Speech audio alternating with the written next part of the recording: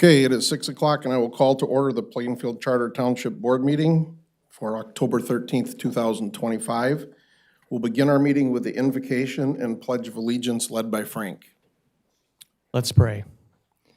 Dear Heavenly Father, we pray that everything we do glorifies you, and we pray that your will is done tonight. In Jesus' name, amen.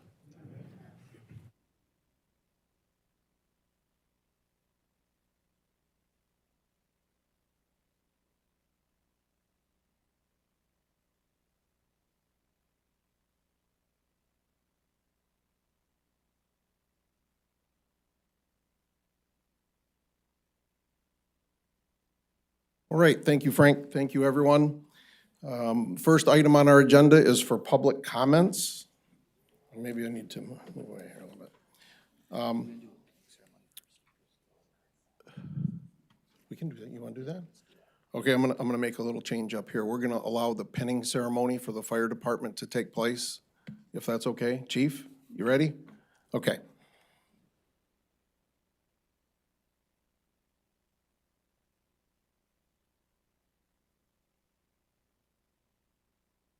Good evening, Board. Welcome, community members, family, and friends. Thank you for being here for such a great occasion. Today, we have the opportunity to pin Dominic Geiger, who is our current EO, equipment operator, to lieutenant. A little bit about Dom. He came to us in 2018. He actually knocked on the door as a high schooler and wanted to be part of the fire department. And since then, he's been off to the races. It's kind of an honor for me, as he got to ride with me for the first couple times, so it's kind of unique to see him grow throughout his career in the fire service. He was one of our first full-time equipment operators we hired a few years back. We decided to increase our staffing, and so he's been with us for quite some time.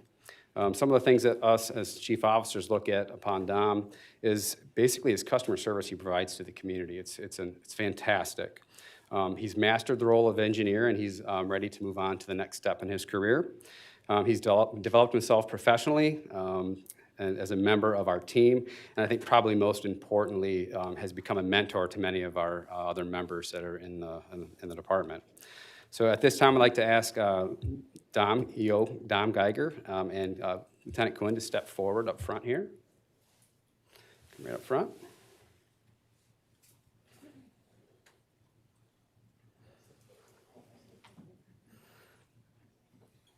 So just a couple words, Lieutenant and Lieutenant. As a frontline supervisor, it's going to be really important for you to model the way for our new members that are coming up. I have no concerns of you doing that, as I've seen you progress throughout your career as a mentor. In addition, our members really expect that our lieutenants demonstrate leadership with respect and competency, which again, us command staff have realized that you really are showing that throughout your career. Champion that servant leadership and set the example, empower our team members. Connect with your team to build that respect constantly. Embrace optimism with a 5-second rule, which I believe you came up with, so thank you for that. Hold yourself accountable and to a standard that we believe to be a good standard for the citizens of this community. And deliver exceptional customer service, which I said I think you are doing a fantastic job of that. So at this time, if you would be so kind, Casey, to pin the badge on Lieutenant Dom Geiger. And Chief Officers, we want to come to the front here.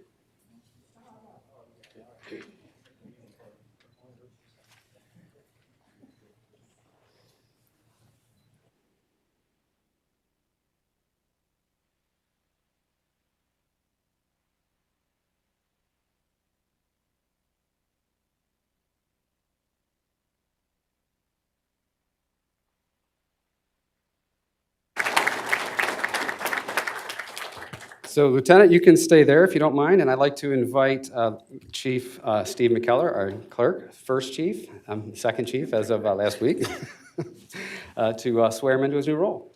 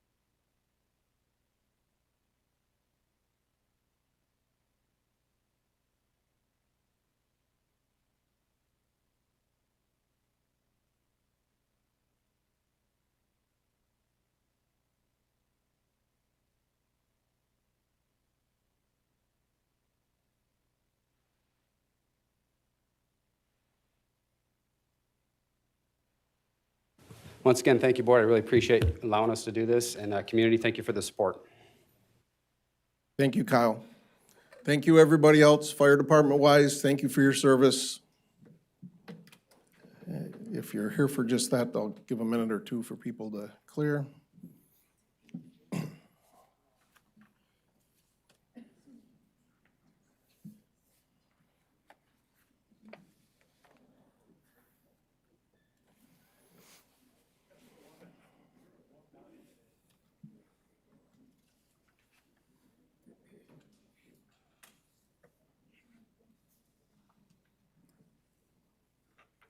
Thanks, Jen.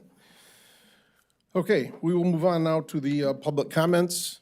I'll go over quickly some of the rules for public comments, and we'll go from there. Comments will be limited to 3 minutes. There's a countdown clock, as you can see up on the screens, to help you manage your time. No individual may speak more than once. Public comments are not a question and answer period. If you have questions that you'd like answers to, you can use our website to contact us. Appropriate staff will respond to you as soon as they can. Some of the questions that you may have may pertain to Plainfield Road, Plainfield Avenue. There is a FAQ thing that was just put together late this afternoon. I hope everybody grabbed one of those. That might help you with some of the questions you have. Please be respectful of others. No abusive or obscene or irrelevant comments will be allowed. And now, if you wish to make a comment, I ask that you remain in your seat. Just raise your hand. I'll call people one at a time as I see you. You go up to the podium, make your comments. You need to first off state your name and address for our record, okay? All right. So at this time, anybody wishing to make a public comment? Yes, sir. You're the first.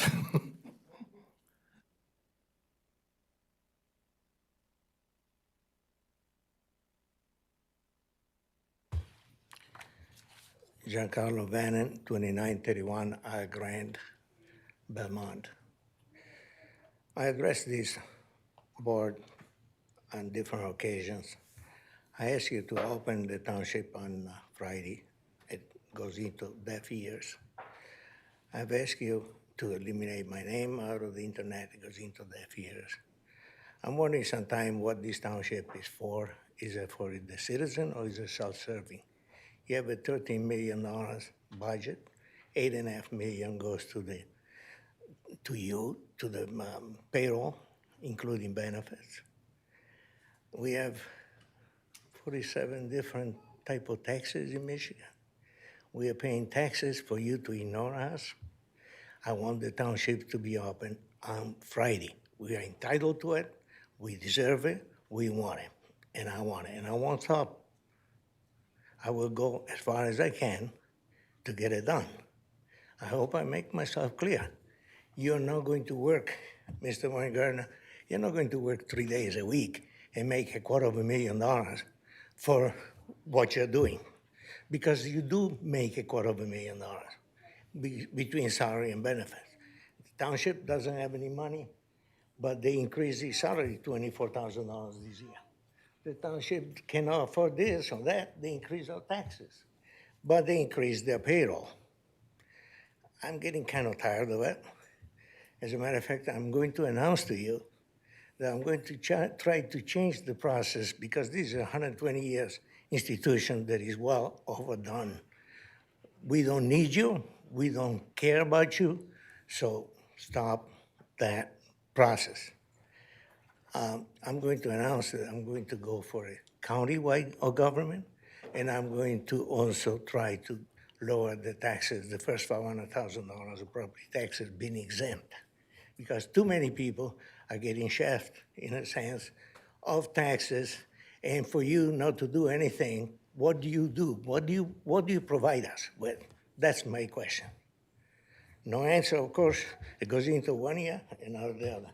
So for any one of you that wants to help me out, we need $350,000, 350,000 signatures to change the process on taxes. We need 450,000 signatures to change the townships to county. Thank you. Okay, thank you. Anyone else?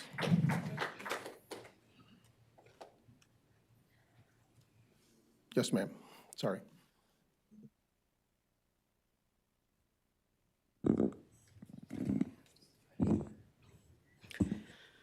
Yes, hello. My name is Jeanette Johnson, 4671 Country Drive. So, government, nonprofit, I have actually been working with government and nonprofit for many years. I have actually lived here since I was a child. And I would like to object about the new water structure because I don't think that it's appropriate or fair. I think the rate should stay the same. I mean, you've already increased it like 3 times, and I think that you guys should listen to the township and not change your water structure to what you guys are planning to change it to. Thank you for listening to me and my comments. Okay, thank you. Folks, if I could just ask if, no applause or reactions to people's comments. I'm concerned it could go one way or the other. So anybody else like, yes, sir.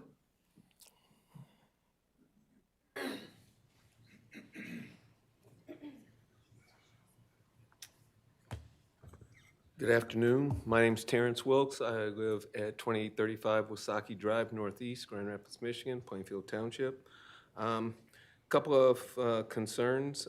One is the water rates.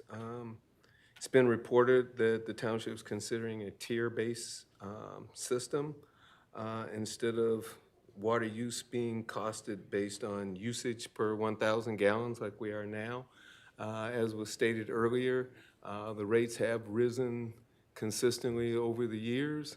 I do not understand why we're using or you're considering a tier-based system. Excuse my analogy, but it sounds almost like a green graduated income tax in that, if you use 50 gallons or 500 gallons of water, you pay one rate. If you use 2,000, you pay another. You use 4,000, you pay another. 6,000, you pay another. Seems like it benefits people who do not have homes, lawns, landscapes, plants, gardens, which would be all of the people who are moving in who may be living in apartment buildings or townhomes.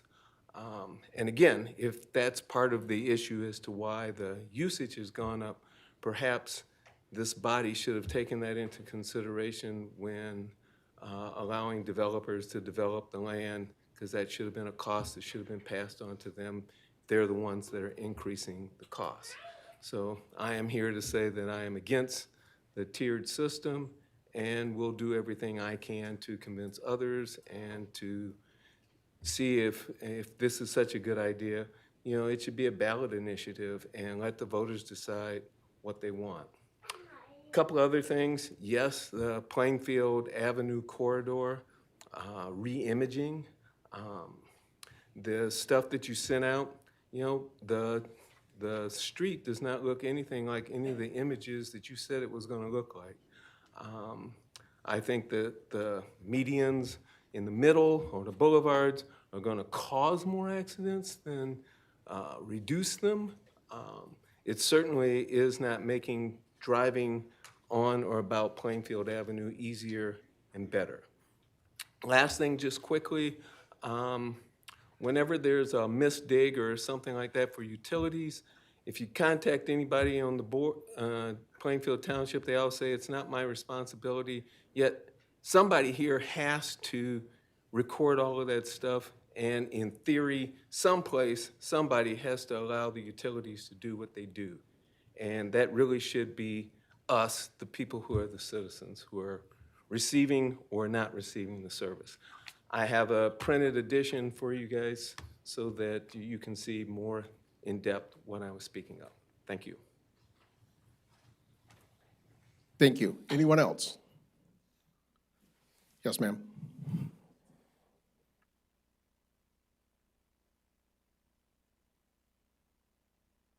Hi, my name's Leah Mueller. I live at 4084 Grand River Drive, and this is my family.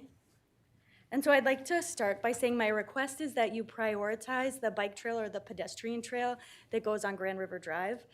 First, to just give you a little background, we bought our house in 2020 and we moved here to Grand Rapids, to Plainfield Township, just over a year ago, and we love it here so much. The people are wonderful. We lived overseas for almost 15 years, and often in places where there weren't playgrounds in the whole country. And so we so much love the facilities, but what would make our quality of life and our neighbors' quality of life so much better is if we had the bike trail. Because one thing that, even though I find it to be such a wonderful community, we are very much isolated where we are. And you'll see we've made friends with all of our neighbors, but we have to get in our cars to see them. It's not safe for my kids to be on the road. I fear that I will feel more comfortable with letting this one who's 13 drive before I would feel safe letting him ride on his bicycle. And so like I said, it's isolating, it's unsafe, and we're an extremely active family. We live on the river, so we can kayak down the river like much more safely than we can drive, or excuse me, not drive, like even be near the road.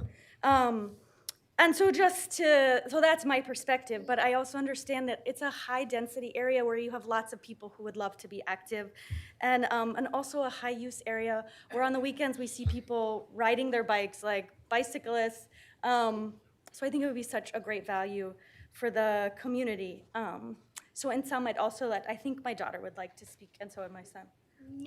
No, I think they're getting cold feet, maybe not. We want a bike trail.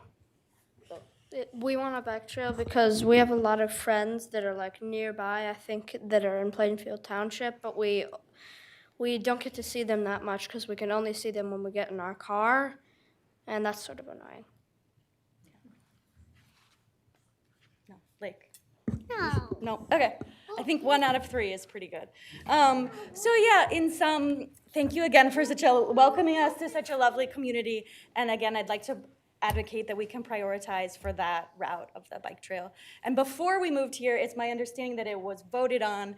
And so now it's just a matter of selecting which portion is constructed next. So thank you so much. I do not think we can stay for the whole time. My kids are hustling me to leave. I understand. And I guess I'll say thank you, everyone. All right, anyone else? Yes, sir. Art? Yeah, I'm also part of this, but I'd like to speak just. Okay, no, that's fine. That's fine.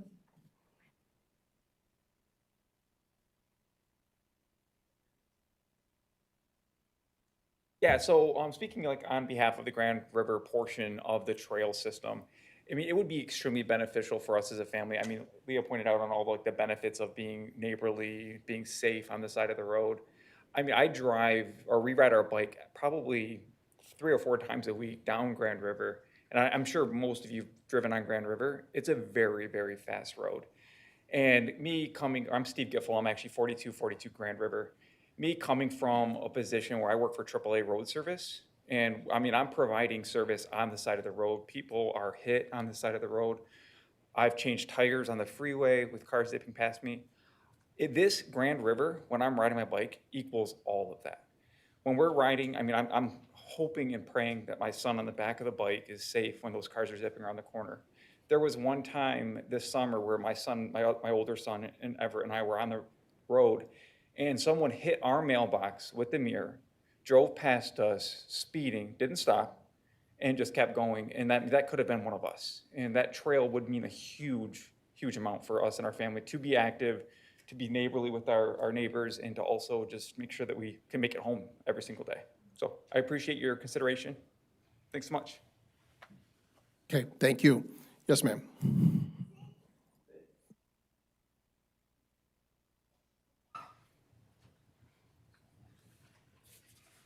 My name is Lori Brush. I'm at 4114 Grand River Court, neighbors with these fine folks who have done a wonderful job of turning our little community into a neighborhood. And we have been in our house there since 2010 and watched Grand River, which is the main road we come out on, turn into a highway. It's high speed, it's only 2 lanes, which we'd like to stay that way. But the development going on along the road has turned it into a really, really busy street. If we just had a bike trail that could take us down to the Beltline, into Ada where the trail starts off at Knapp's Corner, at Knapp and Grand River, it would give us so much access to the rest of the community in the neighborhood. And I really look forward to seeing a bike trail happen. Thank you. Thank you. Anyone else?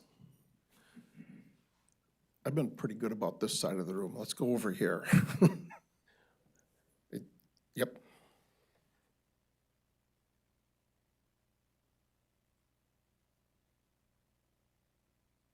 Hi, I'm Christina. I live at 3191 Rogue River Road, and I would just like to voice my opinion against the new tiered water rates. It unduly and unfairly penalizes large families for no reason other than they have a lot of children. And it's like charging a Suburban a higher gas rate than a Kia just because they consume more gas for no other fault than having more children.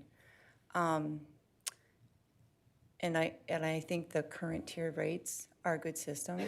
And I think a lot of people would have been happy to stay on their wells that were forced to go onto the city water. And I understand that because there's so many more people on the city or the Plainfield Township wells that there is an issue now with, more people.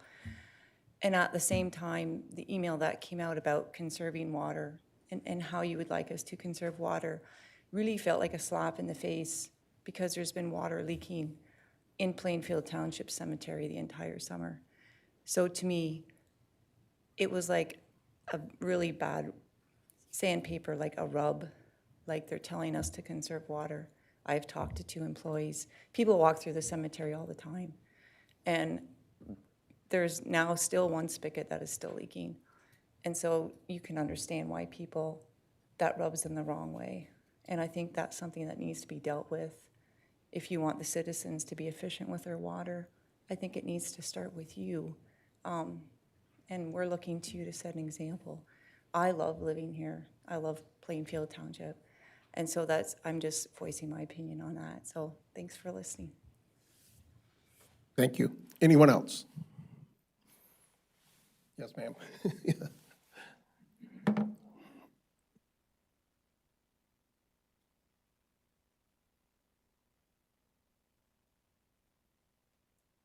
Hi, I'm Pam Krieger. I own Joy of Sprinkles. I'm on the corner of Plainfield and 5 Mile across from the fire station. It is 4318 Plainfield. I opened my business as a second career 3 years ago, and I specifically wanted to be in the Plainfield corridor.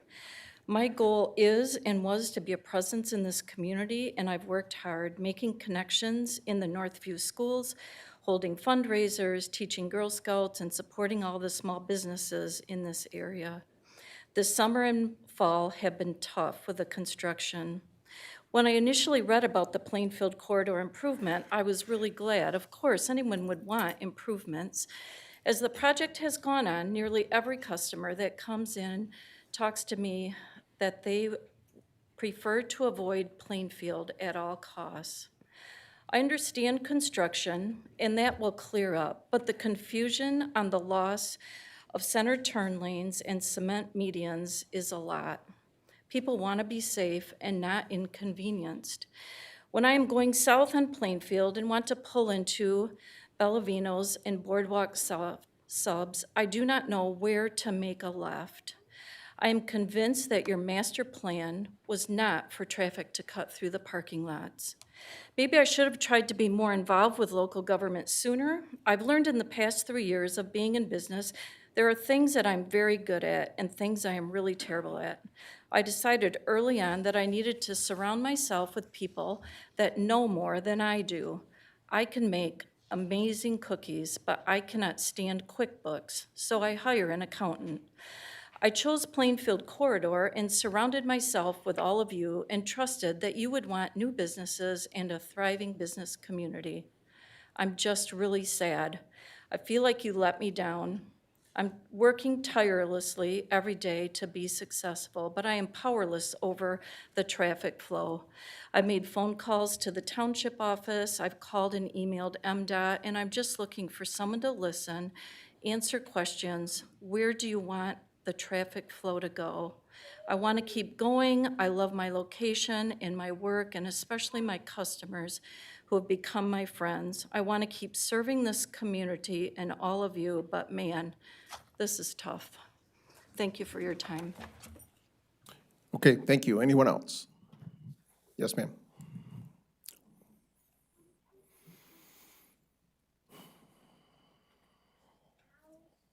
My name is Cassie Tigan, and I live at 3737 Grand River. Also here to advocate for the bike path. Similar to Leah, my husband and I purchased our home back in 2021 when we first had our son, our first son. We since had another son, and I'm pregnant with our third. So we were very excited when we purchased our home to hear that there was plans to put in a bike path in 5 years. On our section of Grand River Drive for our family to not have to pack up a car with our stroller and everything and drive somewhere to go on a walk. And so certainly we would enjoy that for our family, but my primary concern is really the safety on the road of Grand River. I personally have 2 family friends who have been hit and killed while riding their bikes, not specifically on Grand River, but on other roads where there was no bike path alternative. And Grand River is a very heavily traveled road by bikers and walkers. As you know, it's very windy as well. And so as a driver and just as a citizen, I'm concerned for people who walk and bike that road. I drive a big car for a lot of kids, and it's really hard. I've actually been put in a position at times where it's like, do I have to swerve off the road on the other direction or potentially collide with another car because I cannot get around a walker or a biker in time? So just a lot of significant safety concerns there. Additionally, for my children playing in our yard, it's just very difficult not having any sort of bike path option available. And I also think just with how much money is being invested in developing Plainfield Township and how far it's come and where we'd like to see it go, I think being able to connect that to Ada would be really beneficial, just increasing the value and, as someone else said, just being connected to the larger community would be a benefit. And people come to Grand River because it's so beautiful, and I think we would actually see an influx of others from Plainfield Township, not just the neighborhood here, coming to enjoy that bike path. So, and I think it would really increase the health too of so many in our community because we are landlocked. And so being able to walk, being able to get on our bikes would be huge. So would love to see that happen. Thank you. Congratulations and thank you. Anyone else? Yes, sir?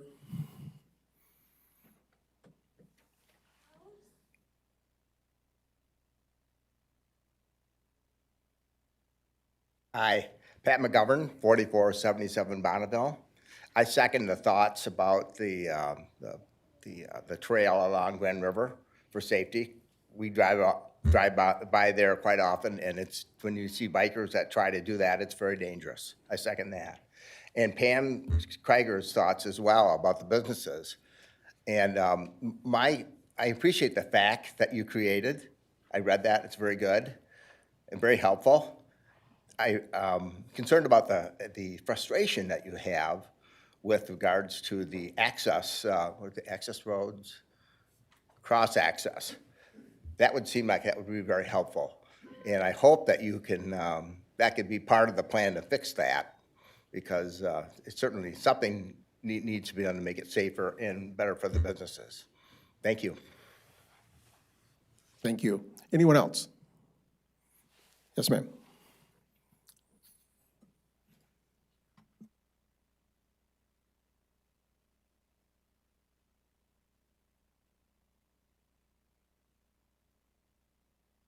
Hello, Sharon Mosier, 2435 Northville Drive. I was at your last meeting, and there was a lot of angry people, business owners, concerned about people not being able to turn into their business because of the median. But how do we invite people to start a business here if they can't do that? Cameron said, well, it's done at last meeting. Yes, it is done, but we can fix it. If you want this community to grow, you need to fix it. Who wants to start a business where you can't turn left? Who wants a business where people are cutting through? That's a safety issue too. When do we get Whitmer cleaned up? You guys can say, yeah, that's a sore spot, but isn't there an enforcement? I mean, they're this tall. Can't we get it cleaned up when it's this tall? Nobody wants to move into an area where it looks like crap. Thank you. Thank you. Anyone else? Yes, sir.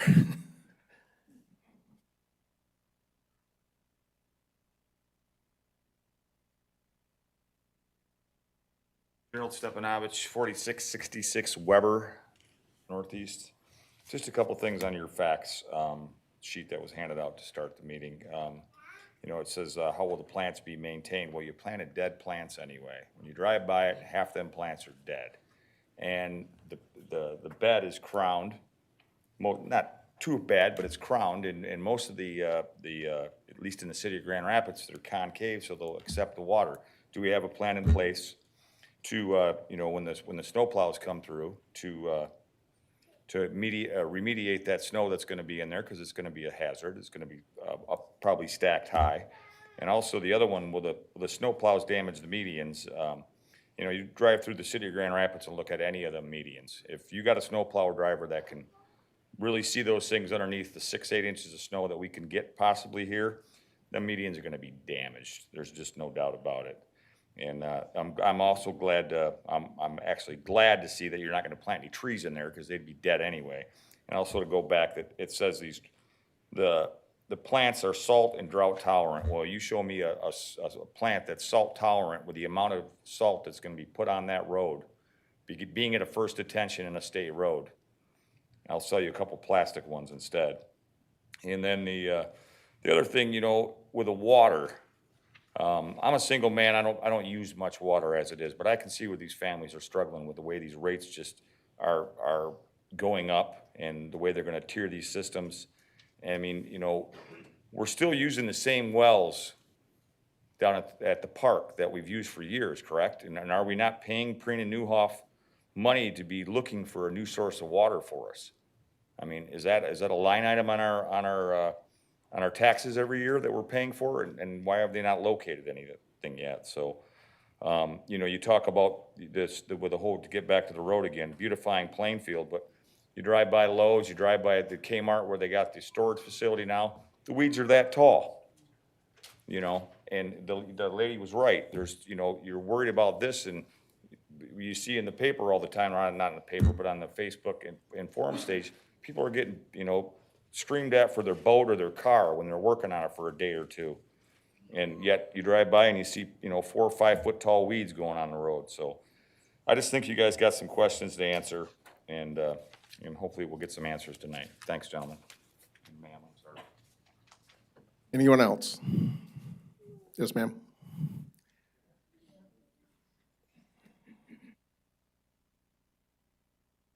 Hi, I'm Miriam Hinkle, and I live at 3722 Grand River Drive Northeast. And thank you for listening to us tonight. Some of my neighbors are here, and the truth is, I'm just pretty much now meeting them because we kind of are a neighborhood. I'm here about the bike and walking trail. We kind of are a neighborhood, but we really can't meet each other because it's just too busy of a road. We don't have a way to make connections. And I read in the plan that the trail was about connecting neighborhoods, but we just need our neighborhood to be connected with itself for the most part and others. 10 years ago, we moved into our home. We saw the plan for the trail. We voted on it. And I was absolutely thrilled when it passed, and I don't know why I was such a dreamer to think that it was going to happen in a year, but I did. About 4 years down the road, I called about it to find out what the plans were and was told that it's not even going to happen because they had decided it was too cost prohibitive. And I was shocked and depressed about that. We have a number of new neighbors. They bought their homes. They have young families. They bought their homes with the knowledge that the trail was going in. So I just feel for them. Very populated, very dangerous strip of road, the Grand River Drive is. And in our situation, we are on the edge of Plainfield Township, and 3 doors south of us is the edge of Ada Township. And I just wonder why being on the edge of a township, when it's such a critical piece of road, would prohibit us from having access to the privileges of that township, to the walking bike path in particular. And just a question, I mean, I'm practically begging, but is there a more cost-effective plan, a single city sidewalk or enlarging Grand River Drive to have that bike path along the side? We just widen the road a little bit, but just Leah and I talked, how about a path with wood chips? But I think we want more than that. We'd like something concrete that kids can ride bikes on. And just for myself and my husband Keith, we have 20 grandkids, age 14 and under. They visit us a lot.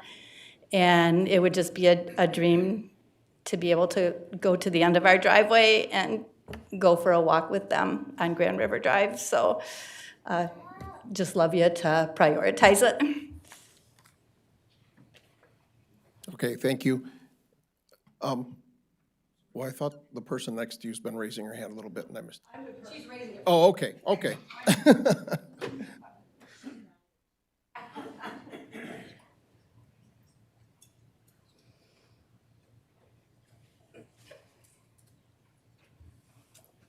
Hi, I'm Chris Fales, 4148 Miramar, and I lived behind the Whitmark building. We loved it. It was quiet.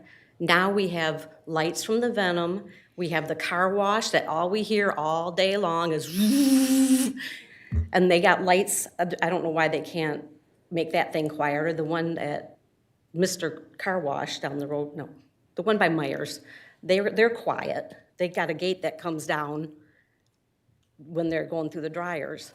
But we don't want it mowed because we like the barrier. We don't have to see Jupiter. We like it that way. If you mowed it one time before and it looked like crap, you could see where all the divots were and all the junk was, and now we got shrubs. It looks good. So that was, I like the Whitmark building when it was there because we had a barrier for the noise. So that's mine. Thank you. Thank you. Anyone else? Yes, sir.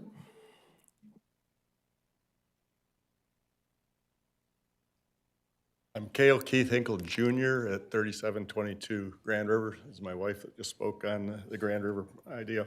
Uh-oh.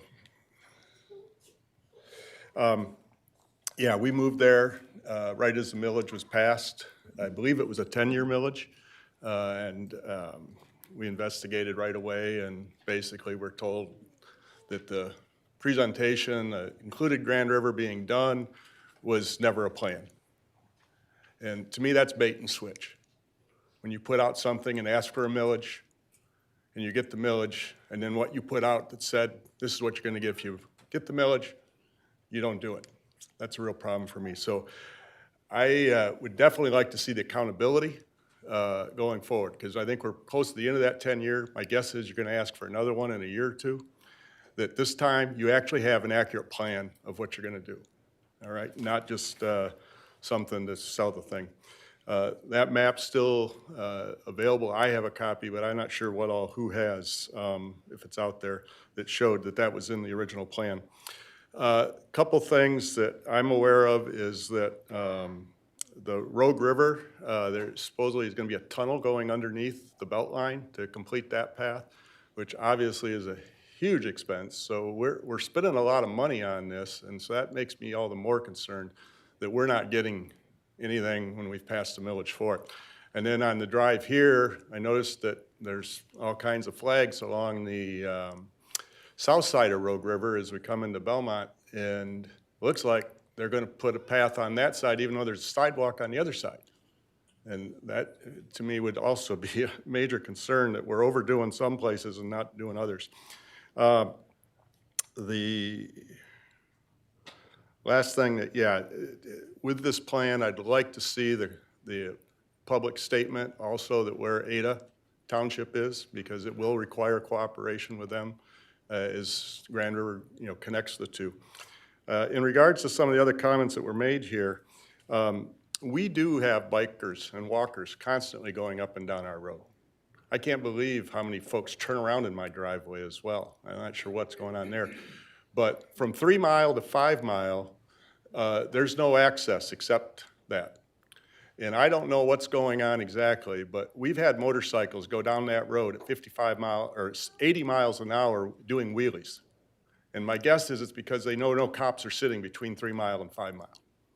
They've got folks that and they know they're safe there. So it is extremely dangerous. I just bring it up as some issues that we've got living there, okay? And I appreciate you guys listening. Thank you. Okay, thank you. Anyone else? Yes, sir.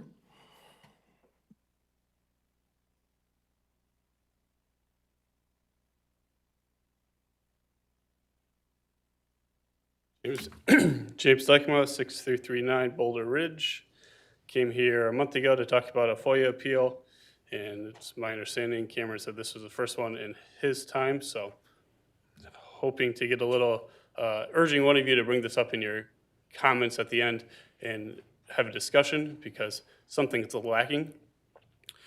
We had a FOIA partial denial and said the township has determined that in this particular instance, the interest of encouraging frank communications concerning the conditions property outweigh the public interest in the disclosure of these records. And that's in reference to the FOIA MCL 15-243-1M. That's not enough. There's a FOIA handbook written by the Attorney General of Michigan, and I've printed out just a couple pages that I'm going to explain to, or educate you maybe, because what you're doing is breaking the law. Number 13 on page 16 says, this exemption does not apply unless the public body shows that in the particular instance, the public interest in encouraging frank communication between officials and employees of public bodies clearly outweighs the public interest in disclosure. The public body has the burden of proof here, and nothing's been done for that.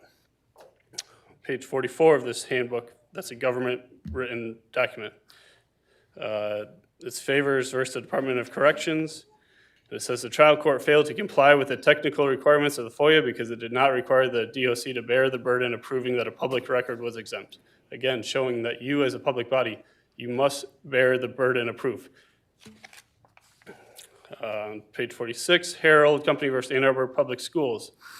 However, if the records meet these substantive tests, the public body must also establish that the public interest in encouraging frank communications within the public body or between public bodies clearly outweighs the public interest in disclosure. Page 48, the deuces to come in the Supreme Court. It is not adequate to show that the requested document falls within a general category of documents that may be protected. The last one I'll say is Milford versus Gilb. It says the public body bears the burden of proof that a statutory exception applies to this item requested. Just making a statement that says the township has determined in this particular instance doesn't meet the burden of proof. That's pretty standard, that's pretty apparent. If a prosecutor says, oh, he's guilty, that doesn't, he still has to prove, or she has to prove that the defendant is guilty. You can't just make a statement and say it bears the burden of proof. So by not providing the FOIA applicant and the documents he has requested, or not making that burden of proof, you're breaking the law. Thank you. Anyone else? Yes, sir.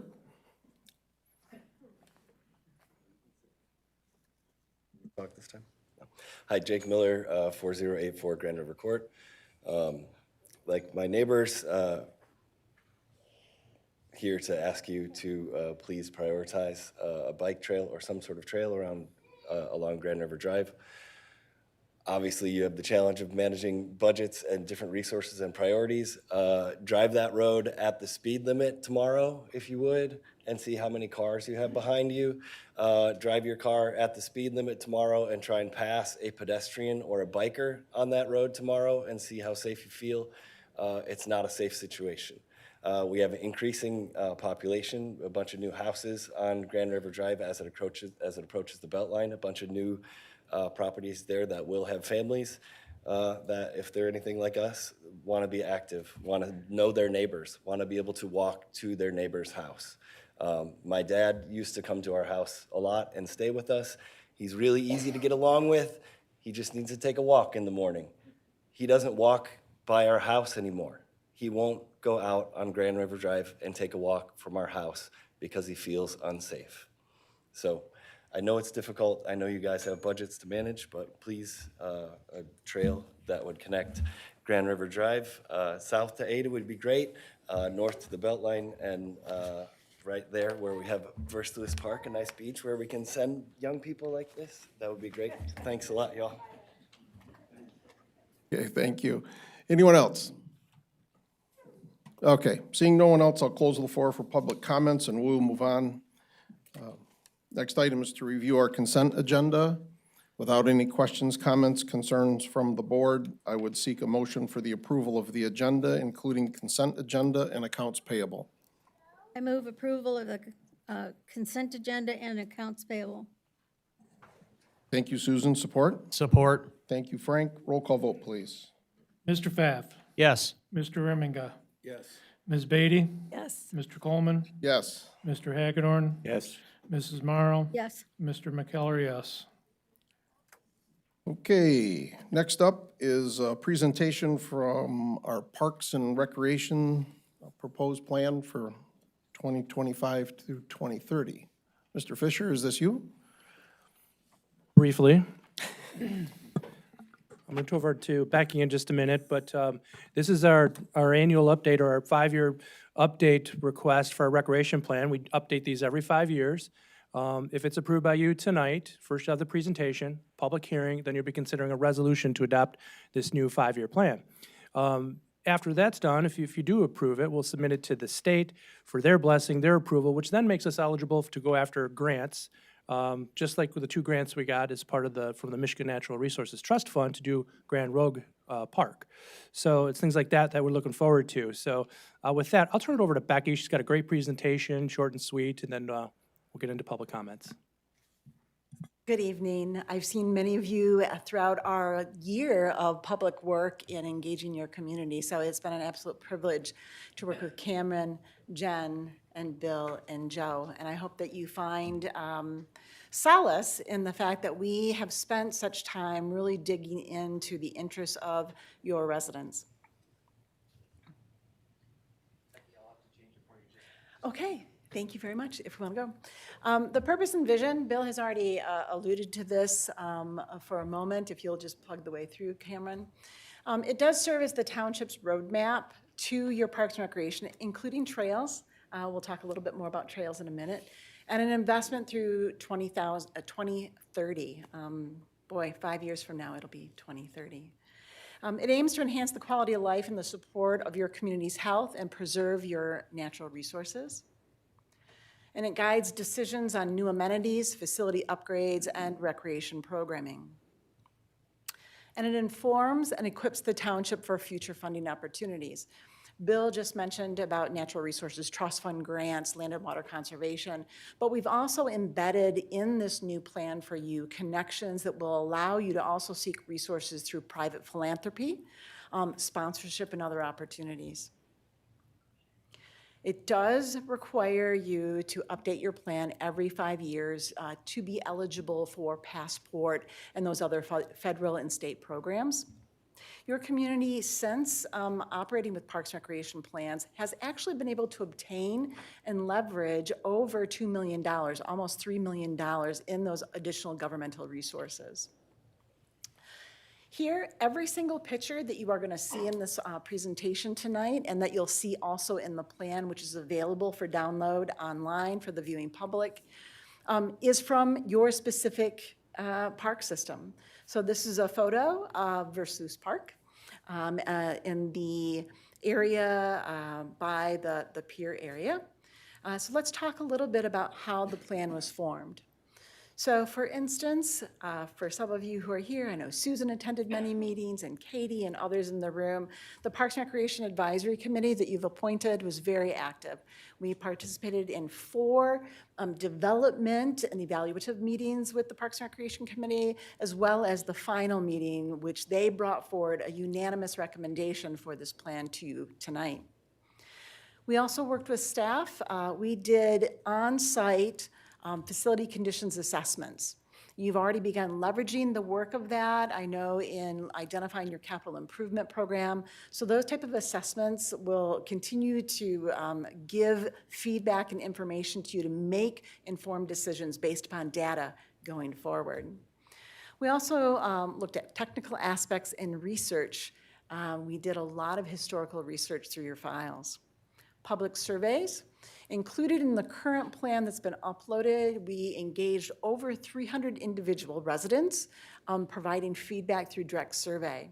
Through the public comment period, working with Krista, your new communications person, by the way, fabulous, great hire for you. We've had over 3,000 emails that were direct into your inboxes for people who registered twice, so that's 6,000 direct emails. We also saw over 1,500 engagements through your social media, specifically with Facebook, but you're also doing great work on Instagram and other mediums for social media. Thank you. I know it's been a long evening for you, and I promise not to go on. I know Tom has given some direction. But I just want to say also that this requires specific alignment with requirements by the Michigan Department of Natural Resources. So there are other technical aspects because we need to make sure that you qualify for these alternate funding sources. Okay, so let's talk about what we've learned. First off, your residents value maintenance, safety, and accessibility. And I applaud you having an interpreter here this evening because accessibility that all may participate in your community to the extent that they are equipped to. Residents value trails. You are also seeing that again here tonight, and bike paths in particular. Residents value playgrounds and restrooms in your sports fields.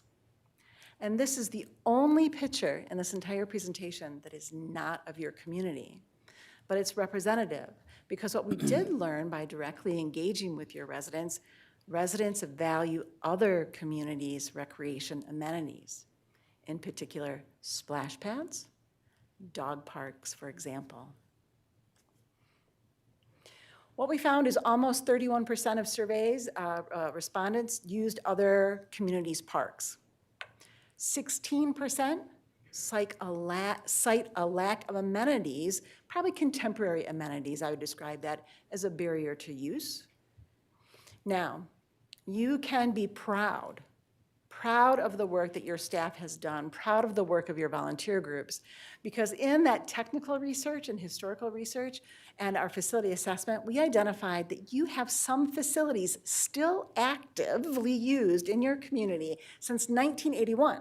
People, that is 44 years ago, 44. Many of your park amenities are really averaging between 22 years and 26 years. That's the core.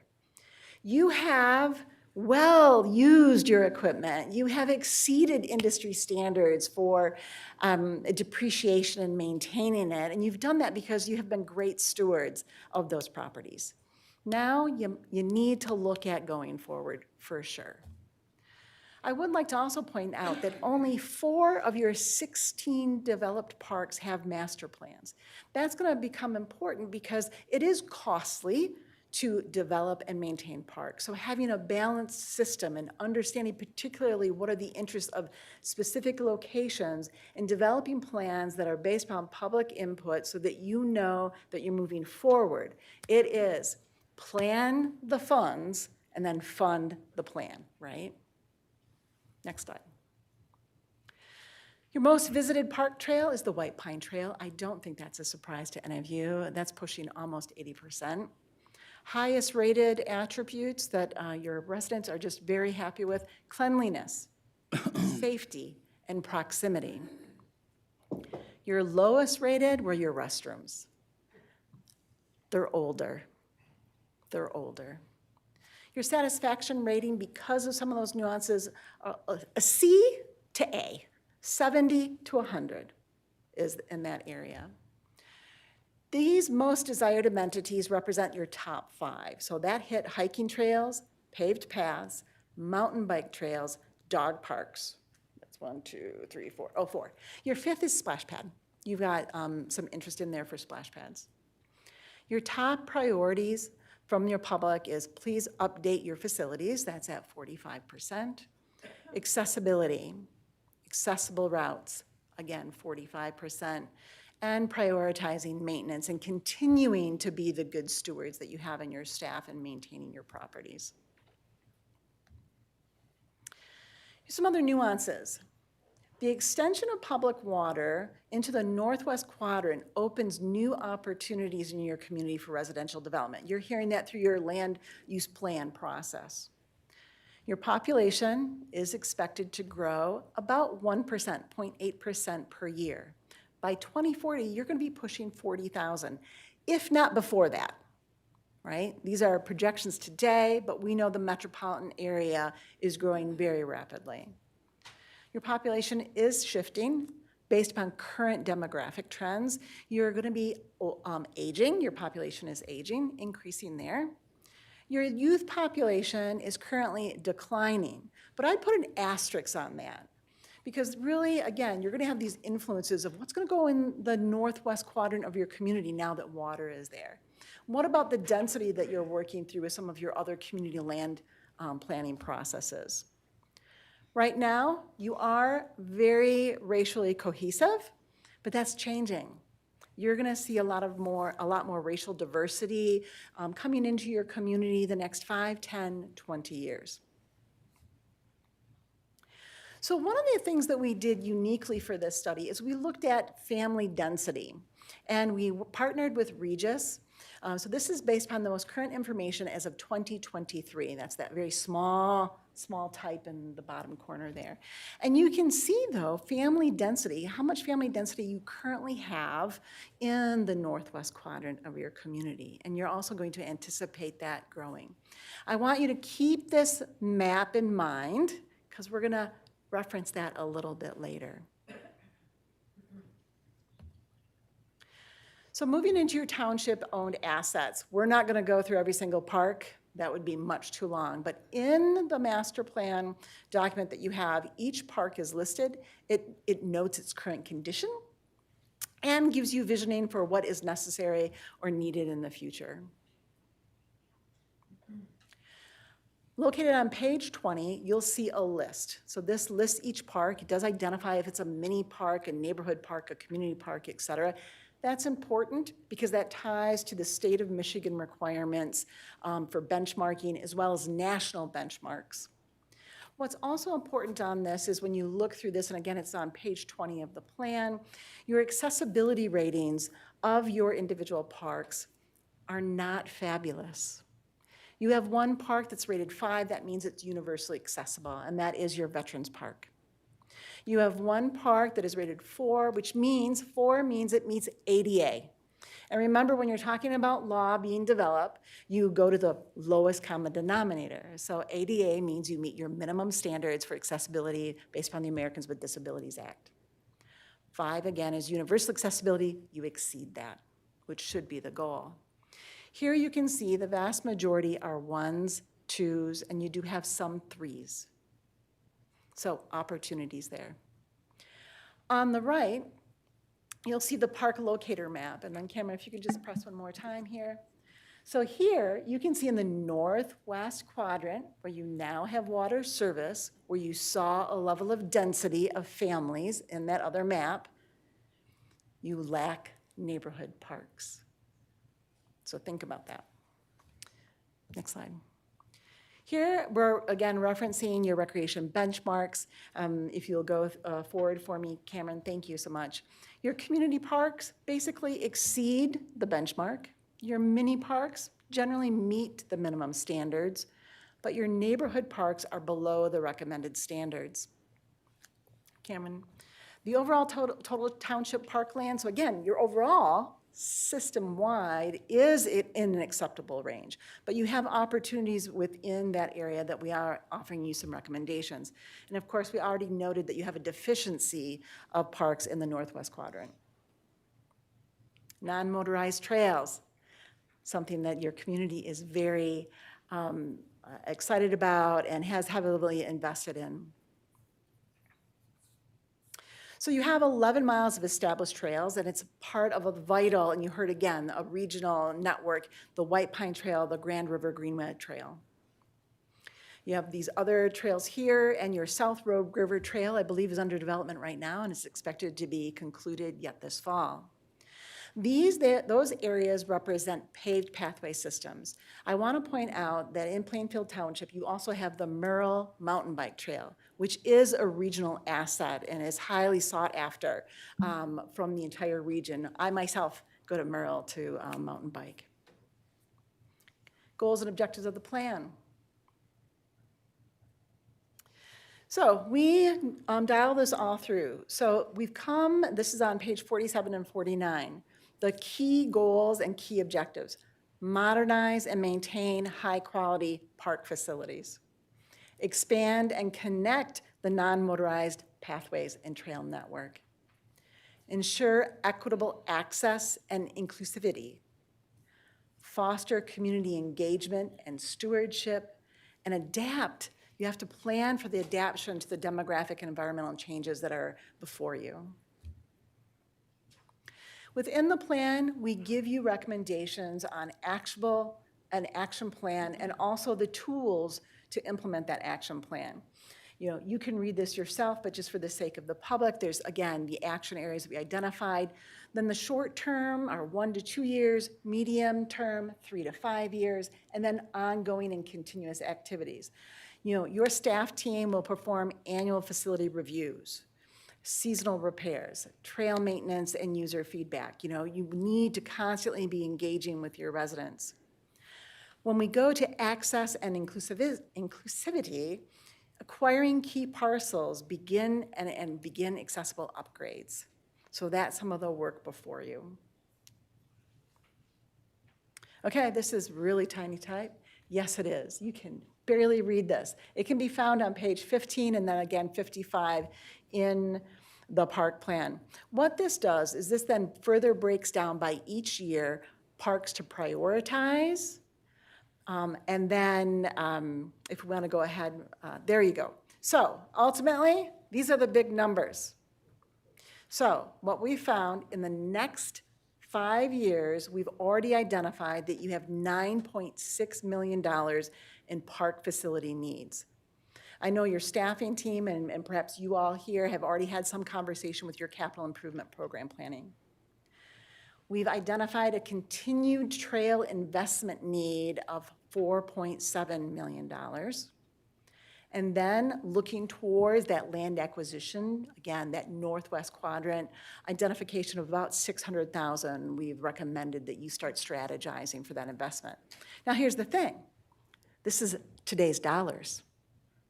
There are things like inflation, right? Things of that nature. So consider that too when you're looking at opportunities to meet these investment needs that you have.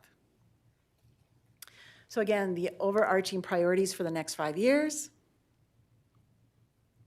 to ensure the comprehensive park development strategy, to ensure public safety and modernization of your existing facilities, to build out and improve the non-motorized path system, to create equitable access to green spaces across your community, ensure accessibility then to all of the existing facilities, to recognize and plan for the dual demographic shift in aging population plus your cultural diversity increasing. Now, here's another recommendation. You can see, and Cameron can process forward, you have the West Michigan Archery. You likely do not need 3, 5, 6 archery facilities. You likely do not need 5, 6 disc golf courses or splash pads or dog parks. So I do recommend that you step back and consider investing in a comprehensive park system plan. Remember, you only have 4 of your 16 properties that even have their own individual master plans. If you have a comprehensive systems plan, you can then coordinate investments and leverage your limited resources across your entire system with eliminating duplication so that hopefully your residents get all the amenities that they need at the best price point as well. So create destination parks, right? You're always going to have your core. You're always going to want a swing set in your neighborhood park. You're always going to want a playground. But again, you may not need to have a dog park, right, in every single park facility. And hopefully that will get you to be invested in your system. I want to thank again, it's been a privilege. It has been an absolute privilege of working with your staff team and your residents. They have been passionate. We did stakeholder groups, and I think that they, I hope what you see represented here is that we heard and that we plan moving forward. Thank you. Thank you. Bill, anything further to add, or Cameron? I think we're good to go to the public hearing. Joe, do you have anything? We're good. Okay, all righty. So at this time, if anybody has comments specific to the Parks and Rec plan, I would welcome you to raise your hand, and you can go to the podium and do that again. You've already spoken about a park or rec situation. Believe me, we take notes. We got it.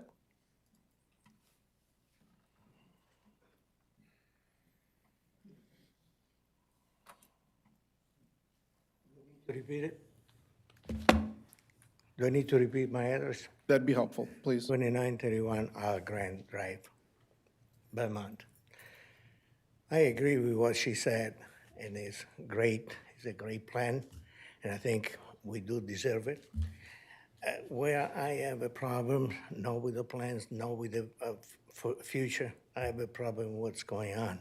You have $30 million in deposit sitting in your township doing absolutely nothing. We have 1,200 townships in Michigan, costing us a ton of money. We have 270 cities in Michigan, costing us a ton of money. A politician, shouldn't we invest that money in safety? Like these people want some trails. You've done Plainfield, that is nothing but a nightmare. Shouldn't we invest money to better ourselves and know yourself? What are you doing with all the money? We have 257 villages in Michigan, in addition to 270 cities and 1,200 townships. What the heck are we doing? Isn't it about time that we start changing the way we deliver our system so we can have security, we can have something that is good for the public and not for you? $250,000, you increase the salary $24,000. Oh, let me give you a little idea. Here is your transparency. You want us to see, you profess transparency.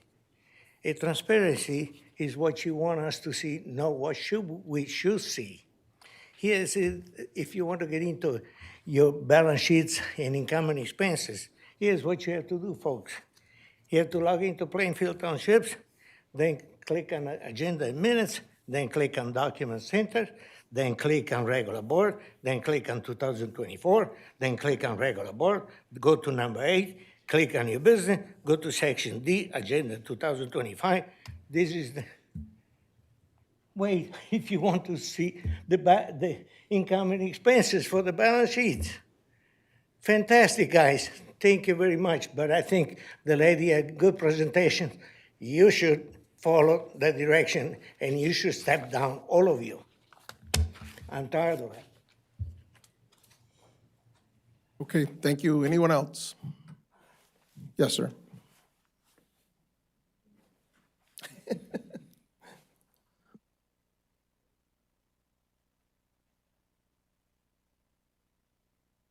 Glenn Warner's Nipawin Court, Northeast. I'm concerned that the trails, there's a proposed trail that follows the east belt line. I know that there are trails already established south of there, but it seems like the priority should not be on the placement of trails right next to huge traffic corridors seems, as a biker, just not a pleasant place to be traveling on a bike. And it's probably necessary and a good thing, but I would want to encourage that the trail be built on the Grand River Avenue. Takes a high priority. I'd also like to see a trail, it's not been discussed at all, but on 4 Mile Road between Bird Avenue and Alganzi. That's a poor visibility area, and people like to walk there, and it's very unsafe. People travel too fast, and it's there's limited sight distance. I've seen mothers with strollers trying to negotiate that, and there is not a lot of clearance there, and it's very dangerous for any pedestrians walking in that area. That's all I have to say. Thank you. Okay, thank you. Anyone else? Yes, sir.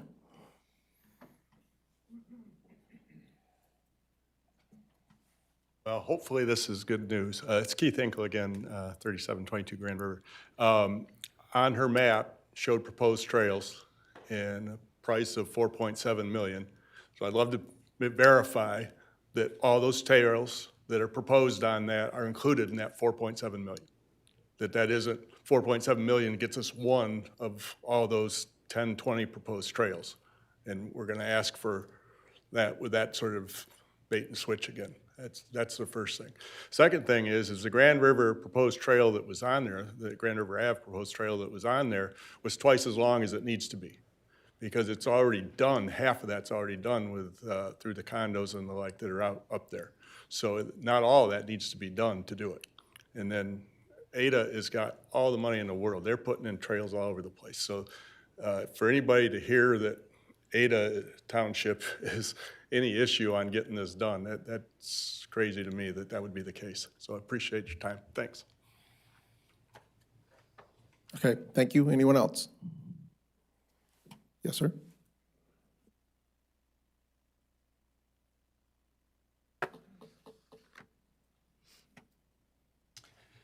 James Sykema, 6339 Boulder Ridge. I think attention to detail is needed. I don't think Plainfield Township put that 60-page document together, but page 7, and I believe it was Appendix B 56.3, showed a map that had all the proposed trails on there.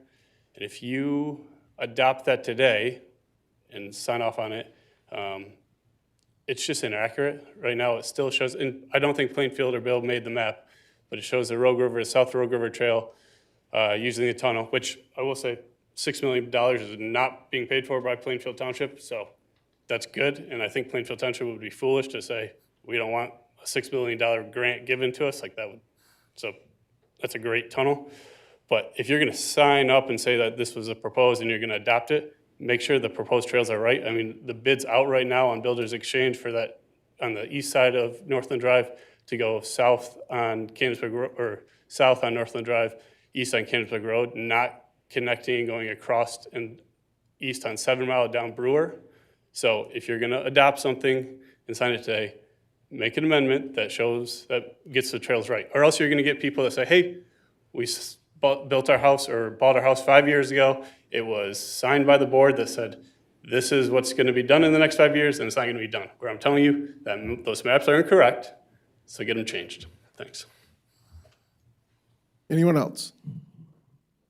Okay, I'll close the floor for public comment on that. Becky, can I ask you to step back up. Is there anything you want to address before I go with board discussion? Yes, thank you, and I'll most likely tag team with some of your staff. It's important to note that this plan incorporates by reference other plans. So the reason why we do that is so that it can be dynamic. In specific, the Plainfield Charter Township non-motorized pathways and trails, the plan that he referenced and others have referenced, has been adopted by the township. That information and the comments that we've received today, including concerns about your already adopted maps, will be going back to the trails work at the Parks and Recreation Committee. So we've already we had 8 other public comments that came through the public commenting period. The vast majority of those were also related to trails, and that will all be going back to your Parks and Recreation Commission. But that plan is only adopted by reference. So that plan can be changed, and whenever it's changed, it's automatically changed in this plan. Does that make sense? Anything else to add, gentlemen? I would just reemphasize that it's the Parks and Recreation Advisory Committee that works through all the trails.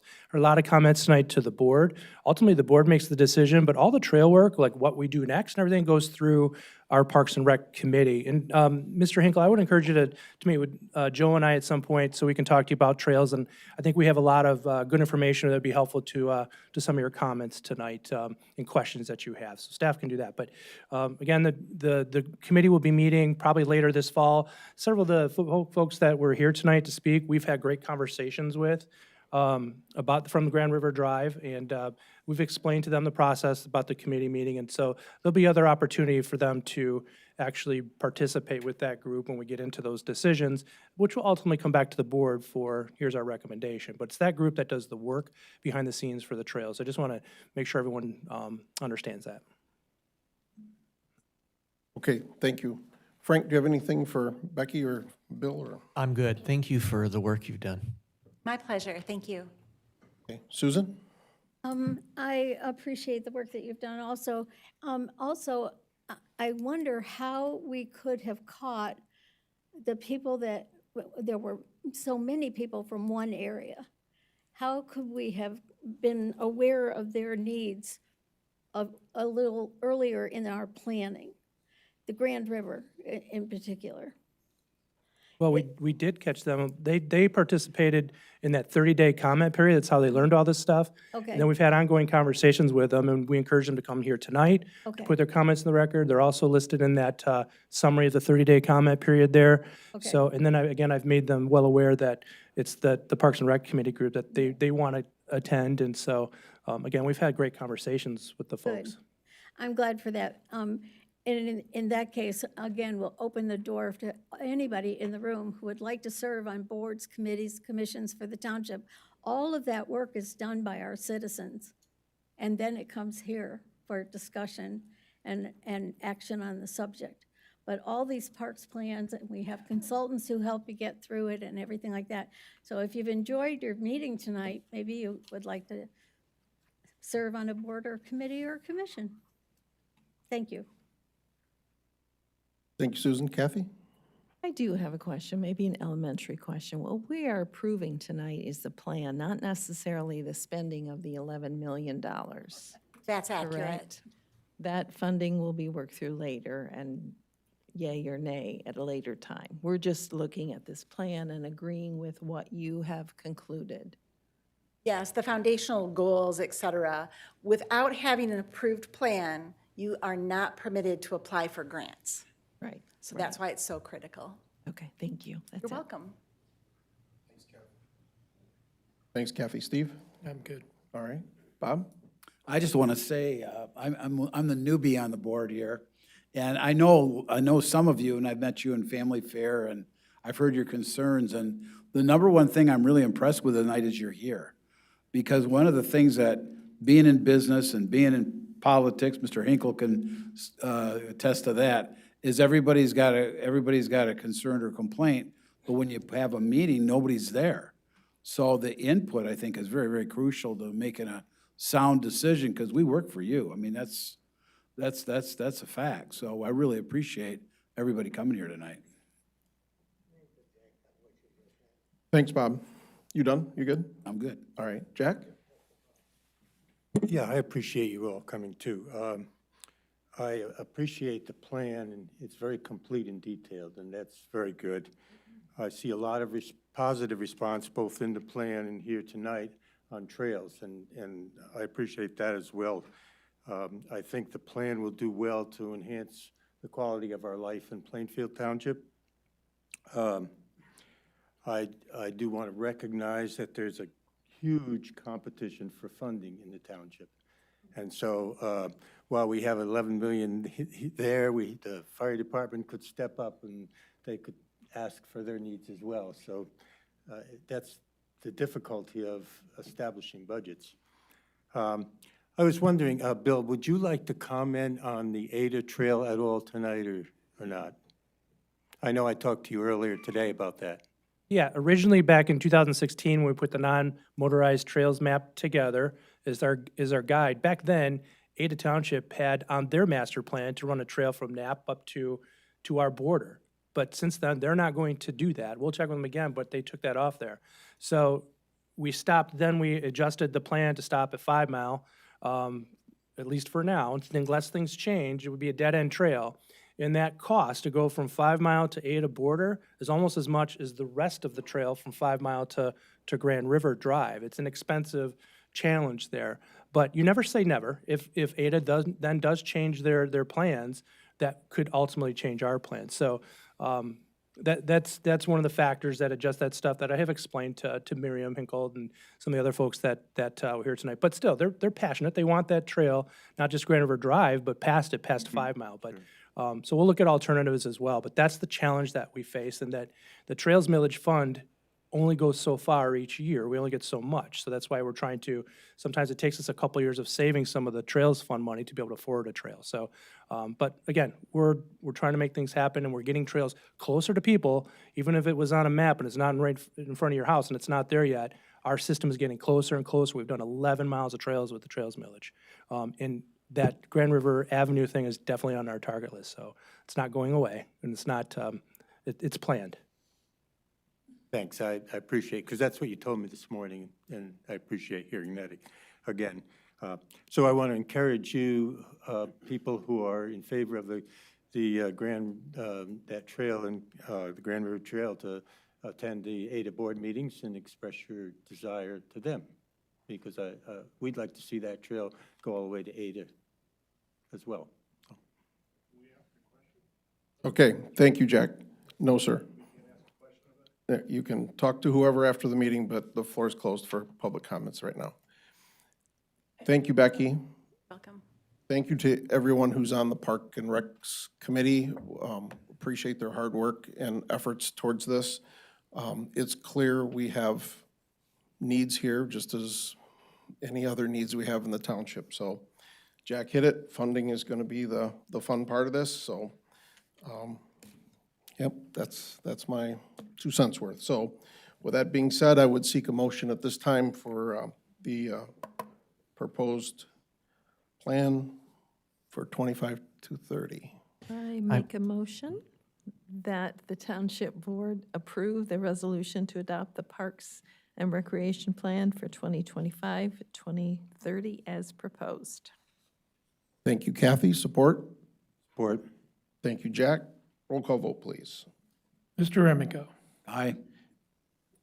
Sorry. Ms. Beatty? Yes. Mr. Coleman? Yes. Mr. Hagedorn? Yes. Mrs. Morrow? Yes. Mr. McKellar, yes. Mr. Faft? Yes. Motion Okay, thank you. Next item on our agenda is to consider the 2026 tiered water rates. Cameron? Yeah, don't worry, Tom, I'm not gonna run through every slide again. This will be the third time the board has seen this, so we're not gonna do that tonight. But I do think it's crucial based on some of the comments that we heard tonight, that we hit some of the highlights of the premise. Why are we looking at changing our water rate structure?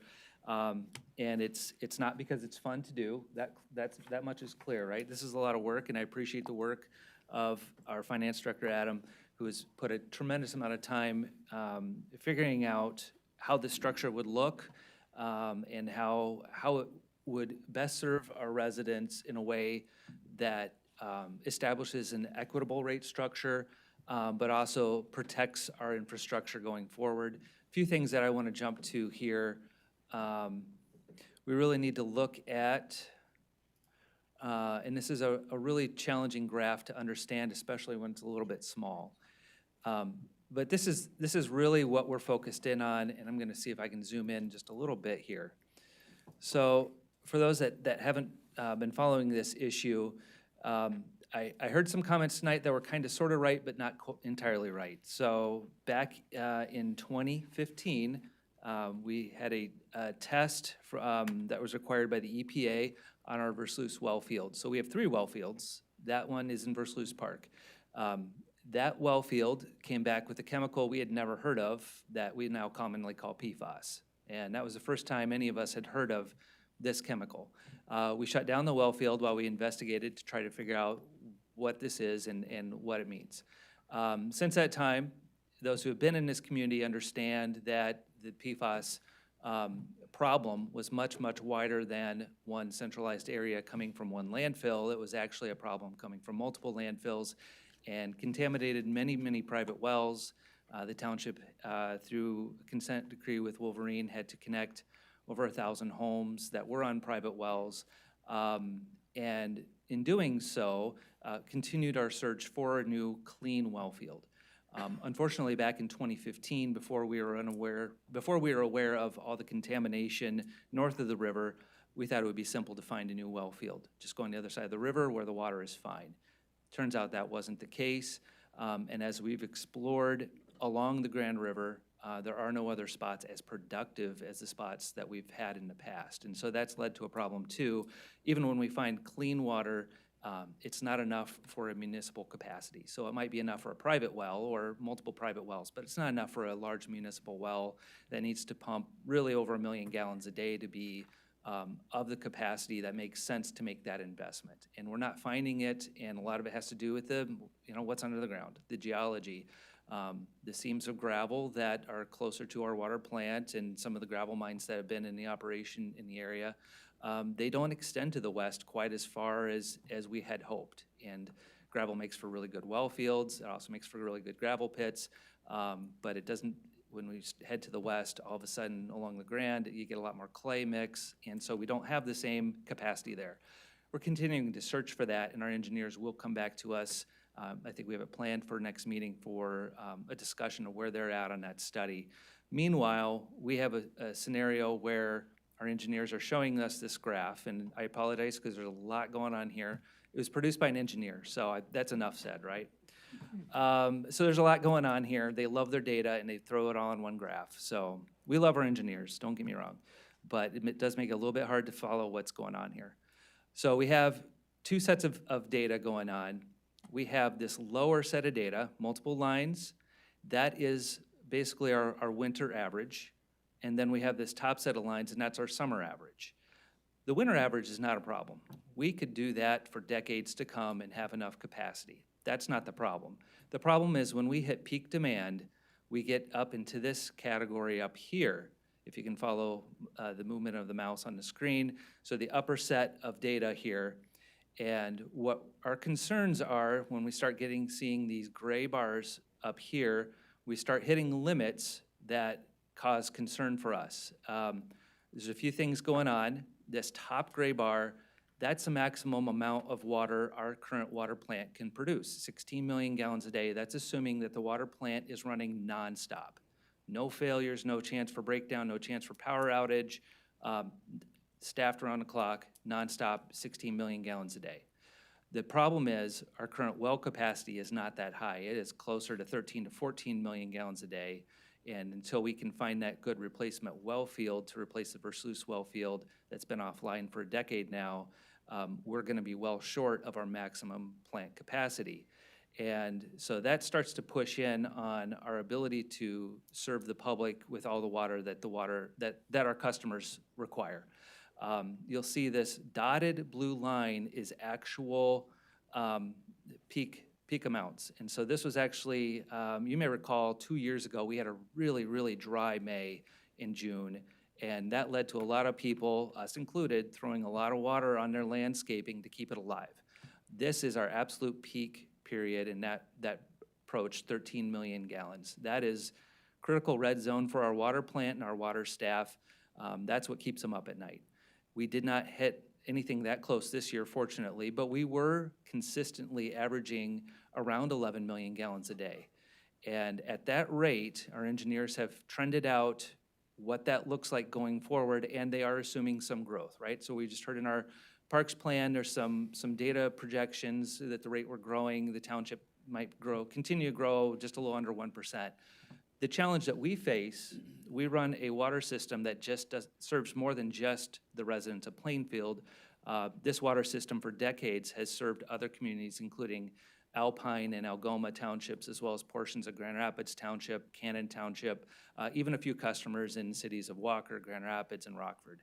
So it isn't just Plainfield residents on this system, which means that controlling growth is not up to just the folks sitting up here, because there are other communities that are in the mix as well. Alpine Township is seeing its biggest growth in 2 decades right now, with a couple of golf courses that are converting over to housing. And the housing pressure is there throughout West Michigan, and so we don't see that letting up anytime soon. The pressure is there. There's a myriad of reasons why growth needs to happen. The biggest one is communities that stop growing start dying, and we've seen that throughout the Great Lakes region. Communities that for whatever reason, reinvestment is not there, it becomes a series of decay. We certainly don't want to get there. We're not anywhere close to that, but we don't want to put conditions in place that start that process. But legally too, there's property owners have rights to develop property. I mean, that's a basis of a lot of American law and Michigan law, and that's how a lot of zoning law is written. So property owners have certain rights to develop. So saying no growth is not a realistic solution. Controlled growth is a realistic solution, but the best solution is finding enough water capacity to get us out of this problem. And so our engineers have been working on that. And because we haven't found that easily identifiable well field, we're at the point where all the good options have been looked at and didn't turn out to be what we want. And so now we're looking at all the bad options or all the less good options. And some of those come with greater cost because maybe we have to find a well field that's further away from the plant and bring that water back. That's more cost both in constructing the transmission main and operating it. Maybe we need to connect part of our system or the whole system to another system. We're exploring that, but it has to make sense for our community as well. And that is not a low-cost option by any means. In fact, that's probably one of the higher cost options. And people have suggested just connect to Grand Rapids without any idea of what that actually means because A, does Grand Rapids have enough capacity for our peak demand? May of 2023, they might not have had enough excess capacity. And B, would that actually be an economical solution for our community? So we are exploring all those in depth, trying to figure that out. Until then, we need to have some control over our peak demand. And so this is where the concept of tiered water rates was introduced. And this is something that a number of communities across Michigan and the US already have in place. This is not a new concept at all. But the intent of the tiered water rate is to appropriately place the cost of expansion on those using the most water. And that's really measured in terms of peak demand, right? So if we're looking at the full year-round demand or the winter average demand, we're fine. We have plenty of water for decades to come. It's that peak demand, the summer months when people want to keep their lawns green and their landscaping looking great. That's when we have the demand pressures. So some of this approach is following the logic of if you try to do sprinkling bans, people will ignore them. If you try to do voluntary, some people will, some people won't. If you try to do mandatory sprinkling bans, it's an enforcement nightmare because people won't listen. Tiered water rate gives every customer the choice. It gives them the choice if they want to comply or not, and they can choose how much they want to spend. It puts the choice back in the hands of the customer, how much water they want to use, and control their own water consumption. So I understand the argument of the large family, and that is something that we considered as well. As we looked at the tiers, we wanted to be very sensitive to a number of things. One, what are the essential needs of all the residents in the community? So making sure that those lowest tiers are not growing at a cost rate that would be exorbitant for people that are struggling to pay their bills, large families included, right? So trying to understand what that means. Now we've built it in where up to what is our average customer would see for next year about a net difference in terms of the rate. So we've actually lowered the bottom rate so that everyone's first few thousand gallons will actually be cheaper than it is now. And then moving forward, it goes up and up and up incrementally. So everyone's paying the same amount for the first few thousand gallons and the next few thousand gallons and on from there. And it really becomes a opportunity for consumers to decide what their price sensitivity is. So we feel that that's the best approach to bring attention to the customers of the need for conservation. There is a sincere need to use less water in the summer, and we believe this is the best method to help bring that attention to our customers and help them understand what exactly that water usage means. Just one data point to keep in your minds. 10% of our residential users use 40% of the water in the summer, 40%, most for irrigation. So that's our problem. That's what we're trying to address here. So, yeah, do we have, I apologize, I don't have the slides memorized. Do you remember which one that was on? Keep going. Right here. Oop, right there. Okay. So, again, shrink that a little bit here. See if we can, see if I can make it a little bigger for you guys. Okay, so this is what we're talking about. And this, again, this was an engineers, this is a finance director, so again, they love their numbers, so I apologize if it's a little hard to follow. But we have a graph here of all of our customers on the system, all of our residential customers, I'll clarify. So all these blue bars are how many customers use X number of gallons of water. So you have a 2. That 2 is 2,000 gallons. Let's be clear, it's not 2 gallons. This many customers are using 2,000 gallons in a, Adam, is this quarterly data? Yes. Thank you, Adam. So in a quarter, what our current billing structure is, 2,000 gallons. That's very low. Could possibly be snowbirds that are gone for the winter or something like that, right? So 2,000 is extremely small for a quarter. So you get progressively, and so you see the peak, and you see that 80% of our residential customers are using less than, is that 24, 26? Adam's better with the data. Approximately. Okay, somewhere in that range. So if you look at your own water bill and your own water consumption, when you start hitting 24 to 26,000 gallons in a quarter, that's 80% of our residential customer base is using that much or less. It's the 20% above it that start getting into these larger numbers, and that's where these red and green lines start coming into play. This is, Adam, do you want to, I'll just let you take over and describe what we're looking at in that.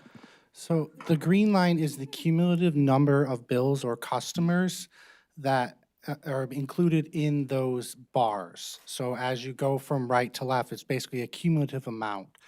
And so that's where we kind of get the 80% figure, is that's 80%, where that vertical line is that's the 80% area. What the red line is the cumulative amount of gallons used by that same group of customers.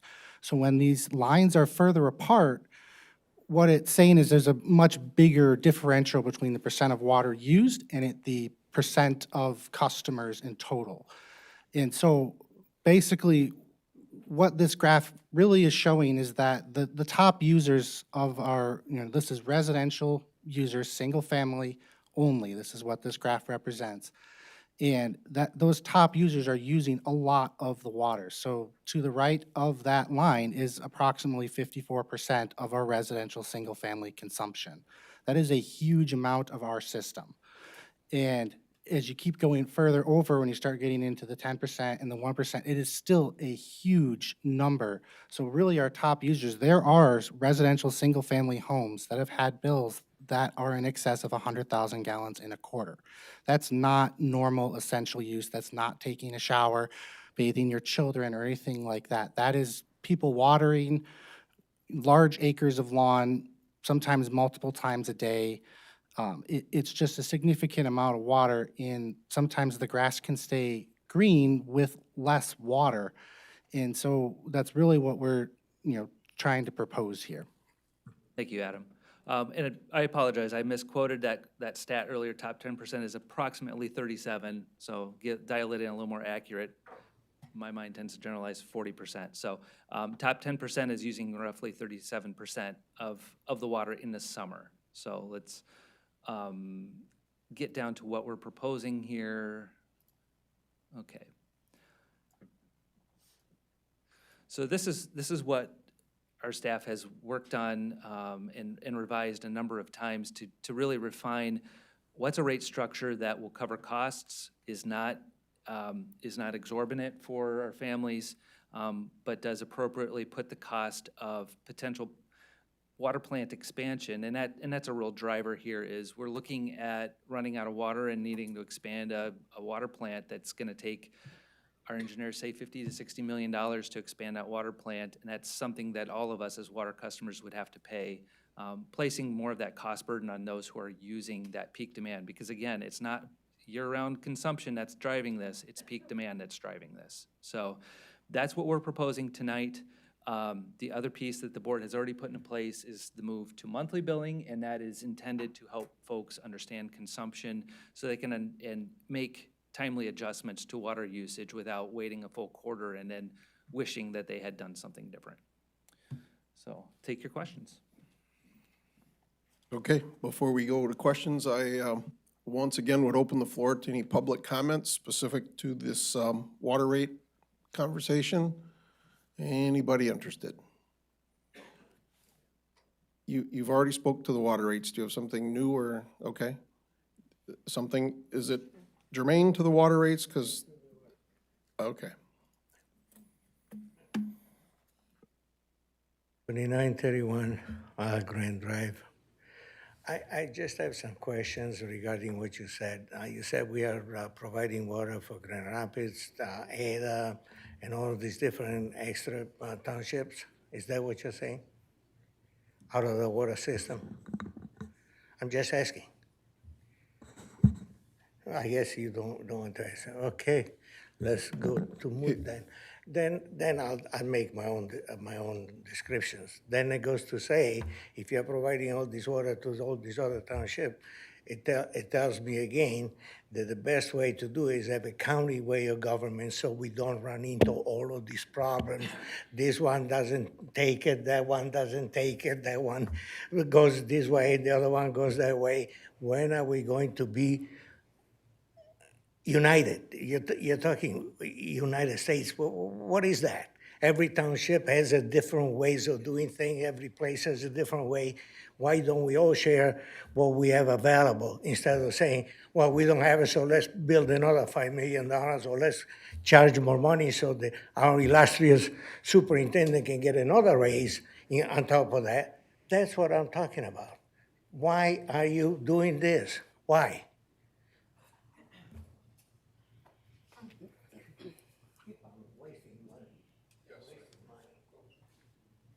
Yes, sir.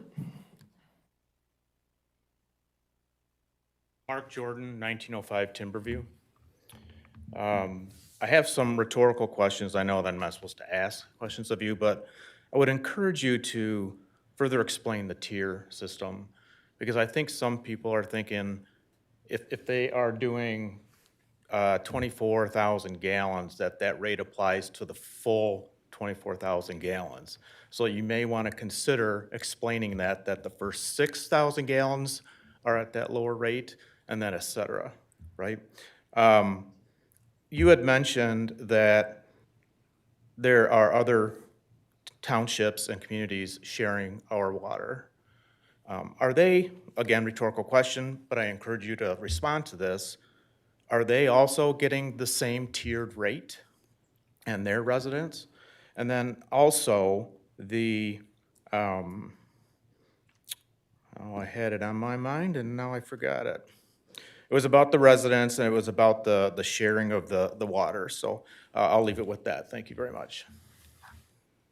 Okay, thank you. Anyone else? Yes, sir?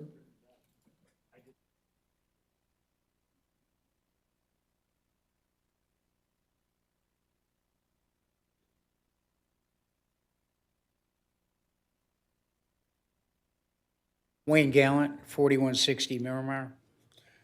On the tiered system, you had all the tiers listed up there. Will the tiered system adjust on a monthly basis? I mean, from winter, like you said, less consumption, obviously, but in the summer it'll go up. So if we bill monthly, will I see a different standard? I know I can't ask the question, but I'm just saying, that's what I would look for on my bill monthly, that I'm being charged tier 6, and then in whatever month I go up, August, whatever, I'm up at tier 10. So that's what I'd be questioning on the tiered system. Thank you. You're welcome. Anyone else? Okay, I'll close the floor for public comments and we'll move on to board discussion. Anything you want to hit before we start that, Cameron? Yeah, I'm just instantly reminded of things I forgot to mention earlier. Is that what you're suggesting? I think so. So a few clarifying comments. Mr. Vannon, I think you're right. We do need to unify, and we're always looking for opportunities to do that. Our sewer system is a 5-community sewer system. I would love for other systems to be the same. I'm told the hardest part of getting 2 communities to work together on a fire system is they both want their name on the truck. That's one of the realities. I can't disagree with you. So a few other comments. So explaining the tiered rates, and I appreciate that clarification. And this is maybe a little tricky for people to understand. So when we talk about our tiers, we've got our rate structure here, 0 to 6, and this is on a quarterly basis. So as we go to monthly, chop everything by 3. 0 to 6,000 gallons for everyone, for every residential customer, your first 6,000 gallons will be billed at the rate of $4.28. The next 6,000 gallons is at $4.50, thank you. And then on from there. So it is a building system. It's not, as soon as you trigger into 6,000 gallons, you're paying that much for all of your water. So thank you for that clarification. Yes, so the way our system is set up is a little bit different from, say, Grand Rapids or Wyoming's system. We are the 3rd largest water system in Kent County. All of our customers are retail customers. We don't have wholesale water sales to other communities that then set their own rates. And so there may be some confusion because Grand Rapids and Wyoming systems both do that. They both have very, very different systems from us. They both draw their water from Lake Michigan and have customers on the way. And so they have a mix. Grand Rapids has a mix where they will serve customers outside the city of Grand Rapids who are retail customers, meaning those customers are paying their water rates. And then they have wholesale customers. They'll sell water to a community like Kentwood, and in Kentwood will set their own rates. I hope I picked the right community, Rick. So, and same with Wyoming. We don't have that in our system. Every customer on the Plainfield water system is a retail customer, meaning they pay the same rates as any other customer within the system. You may ask, why don't we charge higher rates for customers in other communities? That would be illegal unless there's a justification for why that rate. So good case in point in sewer. We do have a surcharge for some of our customers in Algoma because we have to pay back the cost of that infrastructure to connect them. So we have a surcharge on the certain Algoma sewer bills so that those customers are paying back what it costs to connect into the system. But otherwise, their usage rates are the same, and the same with water. So all of our customers throughout the system do pay the same tiered rate, or currently pay the same rate, would pay the same tiered rate under this proposal as well. And then the last question that was reminded of me was the look at moving from summer to winter. That was something that we actually explored early on, looking at how Consumers Energy does their rate structure. That was something that was intriguing to us. Consumers Energy, most of you are aware, has peak summer rates.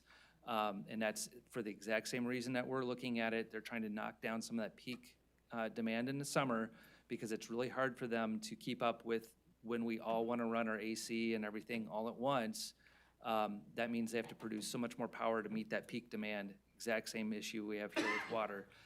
We've explored that. It does lead to some challenges within our water rate billing software that, if possible, we can explore it, but at this time, we're looking at year-round tiered rates due to the complexity of trying to implement multiple seasonalities to it. Adam, is that a good way to describe it? I don't know if you want to add to that. Correct. The software we use, it would be very, very difficult for us to kind of do a summer and a winter rate. We already do that for residential customers on the sewer side. We use what's called winter average. So when you're irrigating your lawns in the summer, if you are a sewer customer, you're not paying the sewer rate on all that water.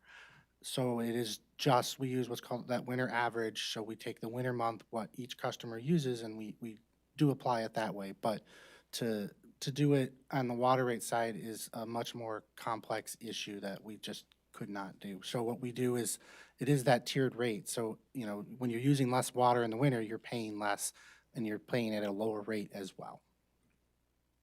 Thank you, Adam. Any other questions from the board? Jack, do you have anything? Of course. Of course. Just to give you a specific example, I'm one of those big users, unfortunately. During the summer quarter, I use 55,000 gallons of water to water my lawn. I don't have a lot of land. I live on Plainfield Acres, if some of you are familiar with that. I water 4 times a week. I will be probably watering 3 times a week now. My bill, I calculated under the new rate, and my bill will go up 30%. So that's just an example, and you can do it yourself. Just look at your water bill, how many gallons you use, and do the figuring yourself. You can know what you're going to be paying. Let's see, and you mentioned the savings for the low user, and I appreciate that. This is not a water increase, it's a water apportionment, I call it. So, the other thing that, and this is off the top of my head, and it's probably out of ignorance more than anything else, but I'm going to say it too because I'm used to talking out of my ignorance. I wondered if the township could encourage people where appropriate, and I want to say the words where appropriate, to pump water out of wells instead, if they have a well. And you know the law better than I do. So that's something that the township actually has very little control over. There's a few different issues going on, and those who live north of the river may be aware of the PFAS contamination area, where part of our agreement with Wolverine is that it is a no-drill area. So now the board has allowed as many well exemptions as possible, those who have an existing well that is not contaminated, to allow them to continue to use it against the will of Eagle and the county health department. But we've extended that offer as far as we can. The problem is drilling new wells is not a decision of the township, it is a decision of the county health department. So it's not an issue that we have direct control over. There are reasons geologically that you don't want to encourage more wells. It does lead to higher incidences of contamination. If you're basically, think of it as you're poking more holes in the ground and leading to more pathways for contamination. So you do want to be careful with that, and that's why the state and the county are both opposed to adding new wells in areas with municipal water. It does seem like it would be a nice solution for irrigation. However, we're not the ones that have any direct control over that. And I mentioned that because I know that when our subdivision went over to city water, township water, a lot of people had wells, and those wells are still viable. They just don't use them anymore. So they're not viable? Well, they're not plugged is my point. So the word viable may be defined a little differently. My point is that if the county said yes, they could very easily be resurrected. So, but that's, Again, it's not a Yeah. decision we can make or have Right. influence on. That's an issue with the property owner in Kent County. okay, appreciate that. Bob, do you have anything? No, not this time. Steve? I think this is for Adam. Adam, you were talking about, is in the software program, like with our other utilities we use, like electric and gas, you can always get on a budget system. Is that something that can be done for water or the software we have now or possibly in the future? So with the high users in the summer, they could basically be pushing some of that usage to the winter months. So the short answer to that is yes, it does exist within BSNA that we use today. There's a couple things that kind of get cautioned is we have to kind of base it off of prior consumption.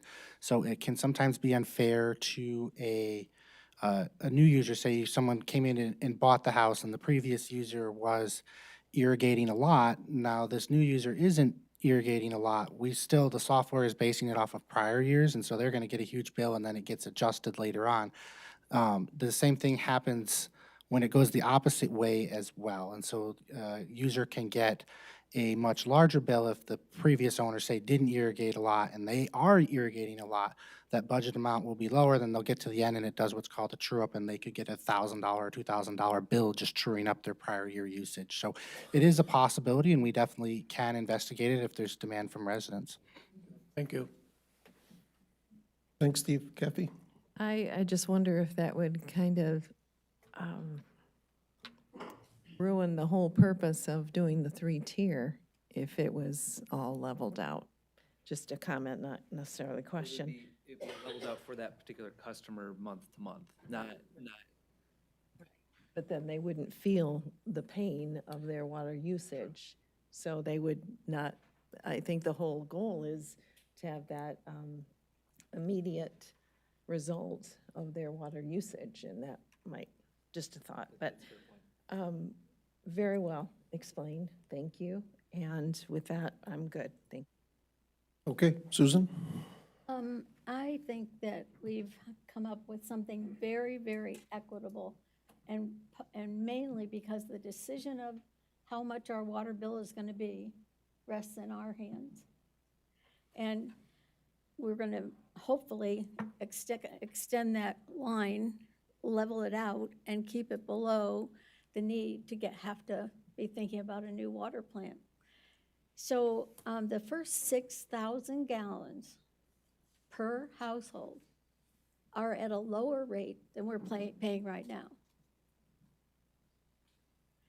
And then beyond that, you make choices of how many gallons you're going to use. And another good thing about the new plan is that you'll get your bill every month instead of getting a bill for every 3 months. And hopefully that will make us much more attentive to how much water we're using. I was really impressed that Jack knew how many gallons were on his lawn, and that's exactly what the system is meant to do. It's meant to have people stop and think and handle their water use is totally in their own hands. And I appreciate Adam's guidance on this program, and I sincerely believe that our community is going to adjust to this and keep us below the high line, keep us in a parallel line. That's all. Okay, thank you. Frank? All set, thanks.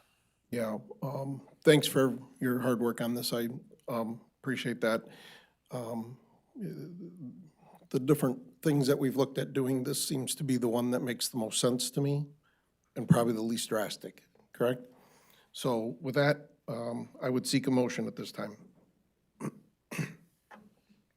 Make a motion that the Township Board approve the attached resolution authorizing the adoption of the tiered residential water rate structure effective January 1, 2026. Thank you, Kathy. Support? Support. Susan, roll call vote, please.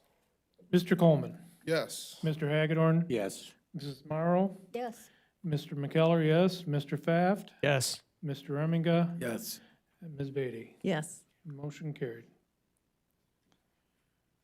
Okay, Moving on for 2 hours, want to take a little restroom break? does everybody need about 5 minutes? Yes, no?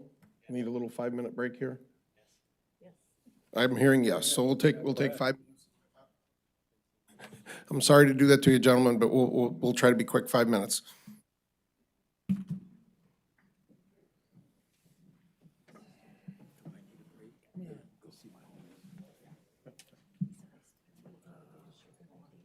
Oh, no, that's fine. That was more just when it came up. Local populace.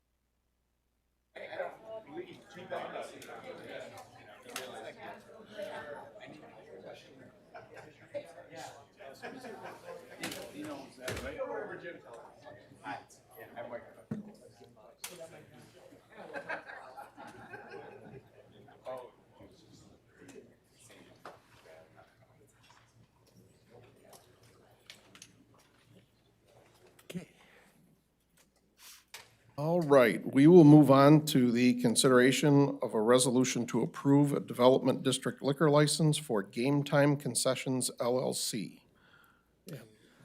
Cameron, you gonna introduce our? I'm going to introduce this real briefly, and then our applicants are with us tonight, and I'll turn it over to them to describe what exactly they're asking for. So just as background, a number of you board members have been through this before with approving liquor licenses, and there's different classes, different allocations, and so this is new to us. This is the first time Plainfield has considered a development liquor license, which is completely different from the other liquor licenses that we have granted in the past, which were based on population. So every census, the township would, based on growth, receive a few more from the state.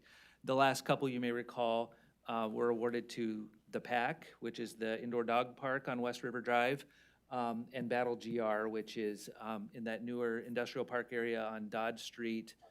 Yep, up the hill, which is an indoor, indoor arcade is probably the best way to say it, multi-element entertainment center. And so those are the last two that we did based on the allocation that came to us.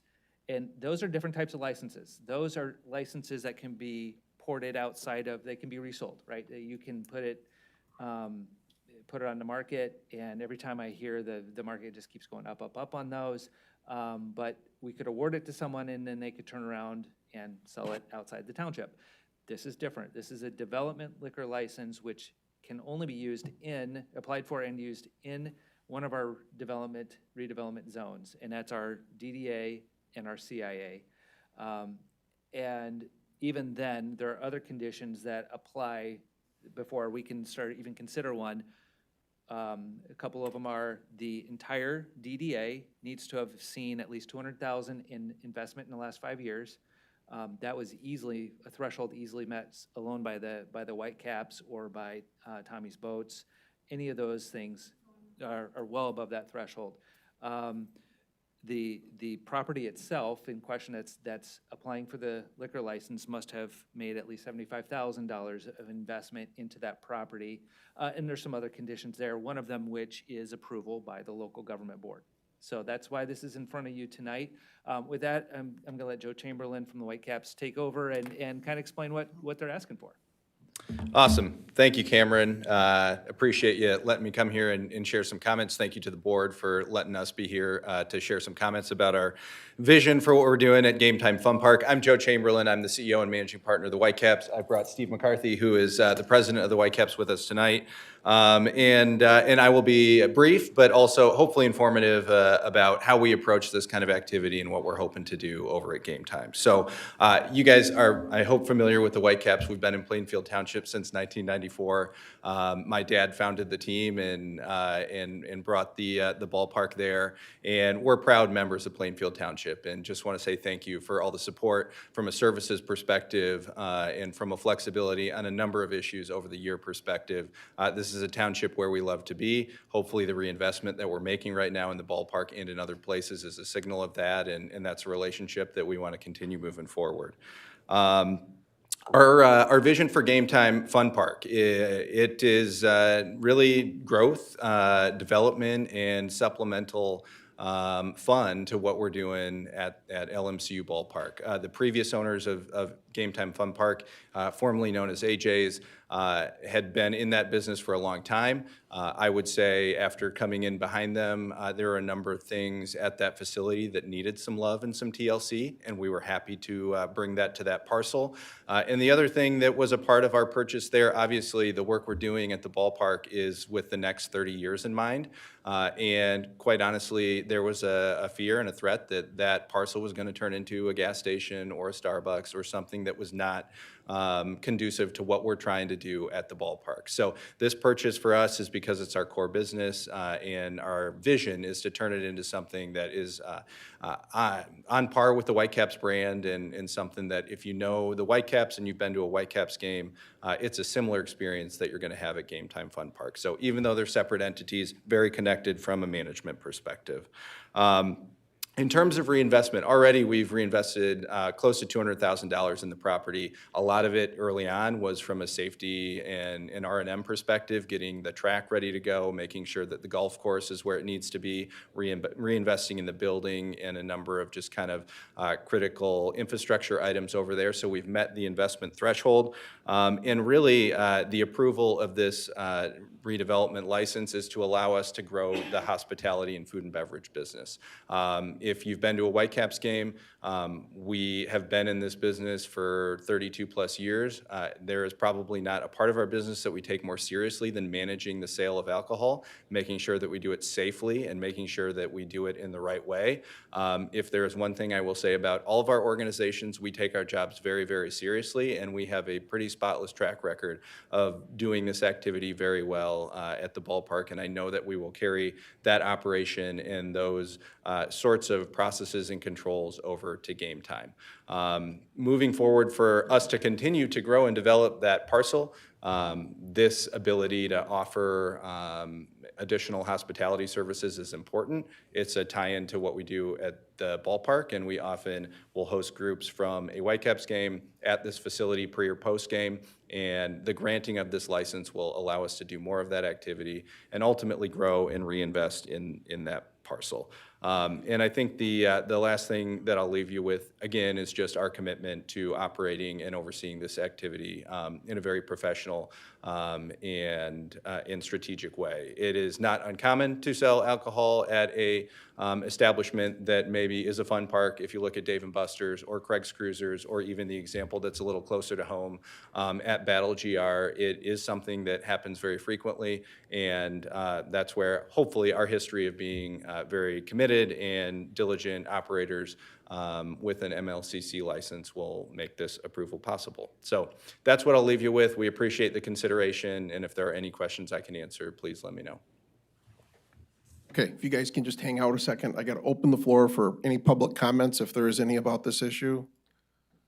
Okay, seeing no one, I'll close the public comments at this time, and we'll move on to board discussion, and then just in case anybody has a question for you. Kathy, you have anything? I do. Where will this alcohol be allowed? First of all, is it just wine and beer? And where will it be allowed? Is there a segment, an area specific for this, or is it just the entire area, the entire park? Sure, I'll start us off, and then Steve, you can jump in. So the understanding of the license is it's effectively a Class C license, so it will be alcohol, beer, wine, and then also liquor as well. From an operational control perspective, 100% the facility would be segmented. So there are activities going on at Game Time Fun Park that would not be conducive to doing while under the influence of alcohol, go-karts being a great example. So we would implement strict controls on where you're allowed to carry a beverage around on the property, and also from a staff training perspective and a guest safety perspective, making sure that your access to certain activities in the building would be dependent on your alcohol consumption level. And where is that area drawn out, that you have drawn out? Is it just in the restaurant area, or is it? Sure, I would envision that it would certainly be in the restaurant, in the arcade, and perhaps out into the exterior space, being cut off where you would enter kind of the go-kart track area. Batting cages is another area where we would have strict controls in place. But then the putt-putt and mini golf course is an area where perhaps we would allow you to roam and enjoy a beverage while you're taking part in mini golf. Okay, Steve, do you have anything? I think you answered my question on security and where the alcohol will be allowed. So, no, I think I'm all set, thanks. Yeah, Steve, I'll just add one other thing as well. You probably know fencing and limitations, and then, security at those checkpoints will be implemented as well. So it won't just be a free-for-all kind of visual thing. We will institute, physical barriers. Thank you. Cool. Yep, and I think the only other point I would note on that one is, I mean, the working relationship that you have with Whitecaps and our response to feedback over, you know, on a litany of operational items would be the same experience we'd have over there. So if and when there were concerns or input that we needed to take under consideration, we would absolutely do it. Thanks, Steve. Susan?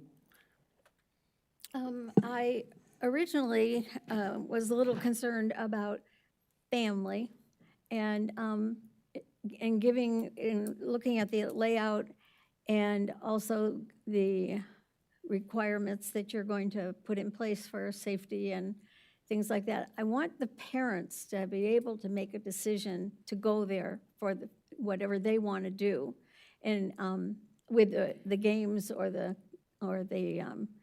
arcade or anything like that. So at first I was a little concerned about it, but I feel that you're going to oversee it carefully and the responsibility will still rest with the parents.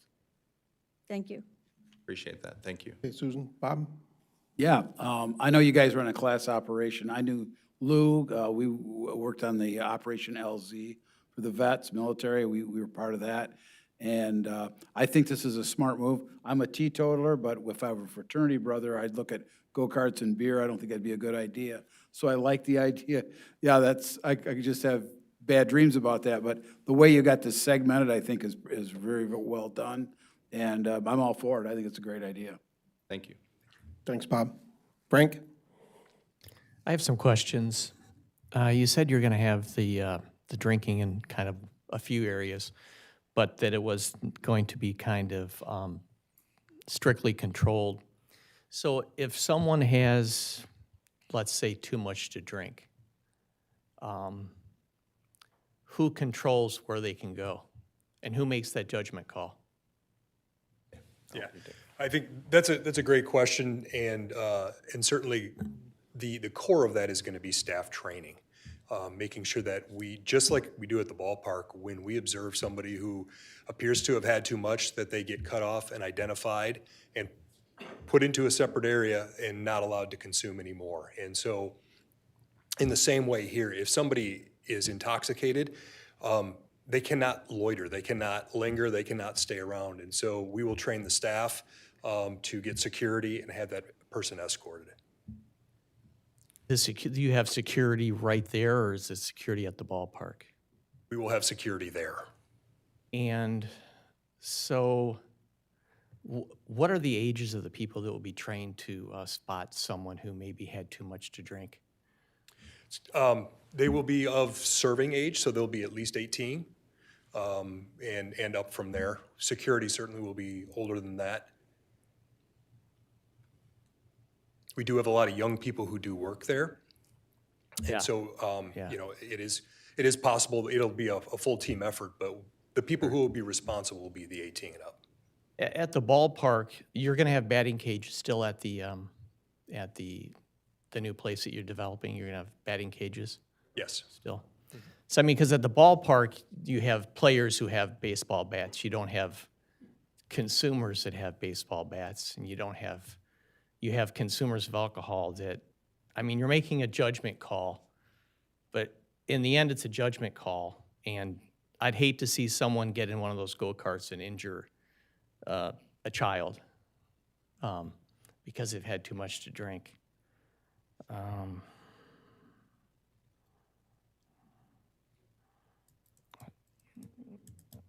I guess that's it. Thanks.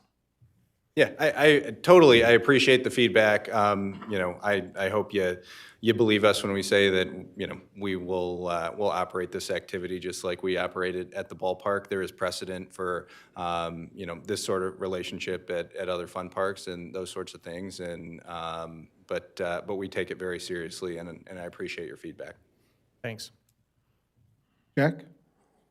Yeah, you used the term hospitality services. Now, I've been to Craig's Cruisers, and they have, like, they serve a full meal. Is that something that you're looking to do, or is there something different about hospitality services that how you define that?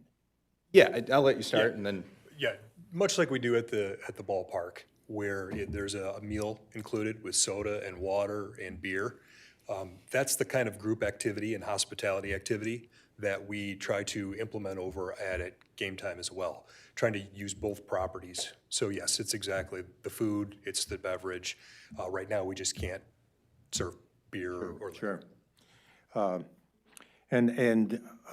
I was with my grandson there at about 3 months, maybe 4 months ago, and I was not aware of the money that you put into it. I noticed a lot of the arcades were broke, and maybe you haven't gotten to that yet. And I did notice the young people there, and I was a little concerned about, I didn't think of it in terms of alcohol, and I wonder how many young people will be there to supervise, because when I was there was one person there, and I'm thinking that person, if you had a party of guys that got rowdy, that one person would not be able to control it.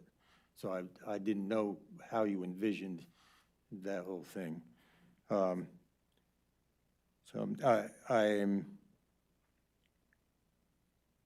guess that's all I had.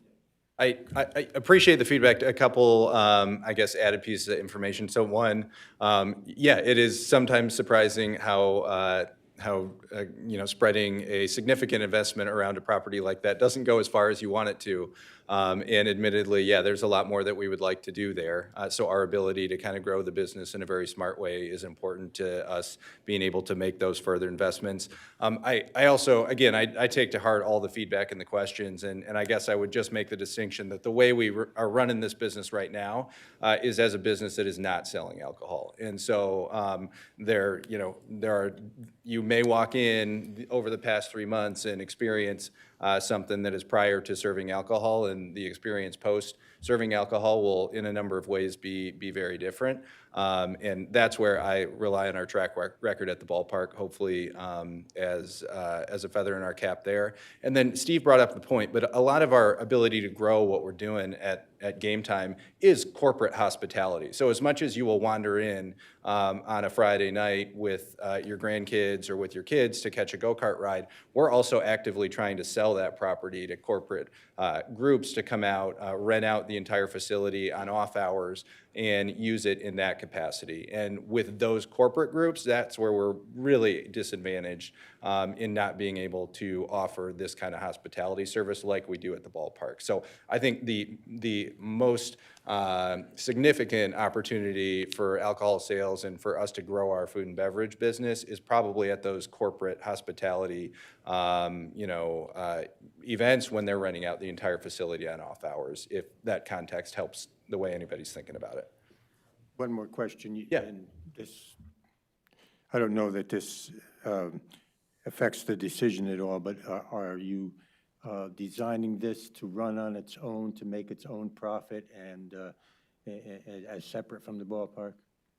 Yes, absolutely. So we're nothing if not entrepreneurial at the ballpark, and that has always been the way we've operated the baseball team, and have been lucky that we've been able to check that box. Game Time needs to be a profitable entity on its own.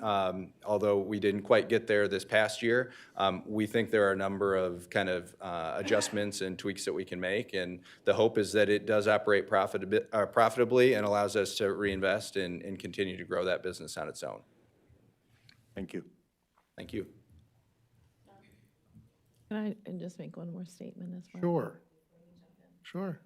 We are very proud of having the 5th ballpark in our community. Don't say, it's a different brand now. That's okay. The ballpark. We have a jar in our office, and Yeah. we can put I a owe dollar you. in it for you. I Yeah. owe you. $1? Really? I'll give you a quarter. So we are very proud to Thank you. have the business there, and with the Game Time as well. We want you to succeed, absolutely. But with that comes a lot of responsibility with the children that enter your park.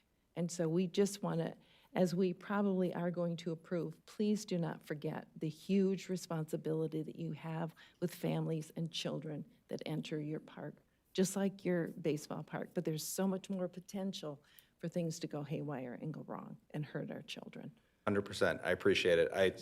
Yep, I say often that we're a community-centric organization. We would not exist without the West Michigan community coming out and supporting the team every year, and we view this business the same way and will operate it with the same respect.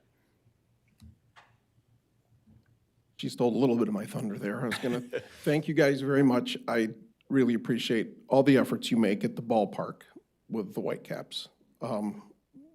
It's a phenomenal experience, and your team did pretty good this year. Pretty well, yeah. Yeah. Pretty proud. I'm on the Comstock Park DDA I have to by law.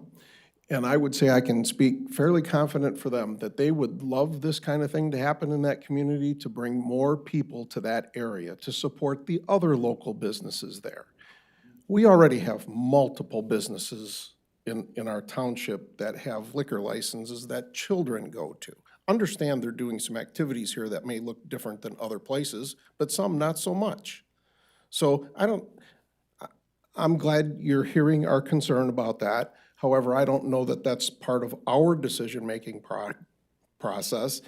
That falls on you guys. That's your liability, not ours. So, thank you, appreciate your time. So, that's all I got. With that being said, I would seek a motion at this time. No, sir, no, sir. Public comments closed. You can ask, I'm sure they'll be happy to talk to you after yep, okay? All right, thank you, everybody. Okay. I move the approval of the following resolution of the, to approve the Development District Liquor License for Game Time Concessions LLC. Thank you, Susan. Support? Support. Thank you, Steve. Roll call vote. Mr. Pfaft, No. Mr. Remminga, Yes. Ms. Beatty, Yes. Mr. Coleman, Yes. Mr. Hagedorn, Yes. Mrs. Morrow, Yes. Mr. McKellar, yes. Motion carries 6-1. Thank you, Steve. Congratulations, gentlemen. You're all set. If I could just take one moment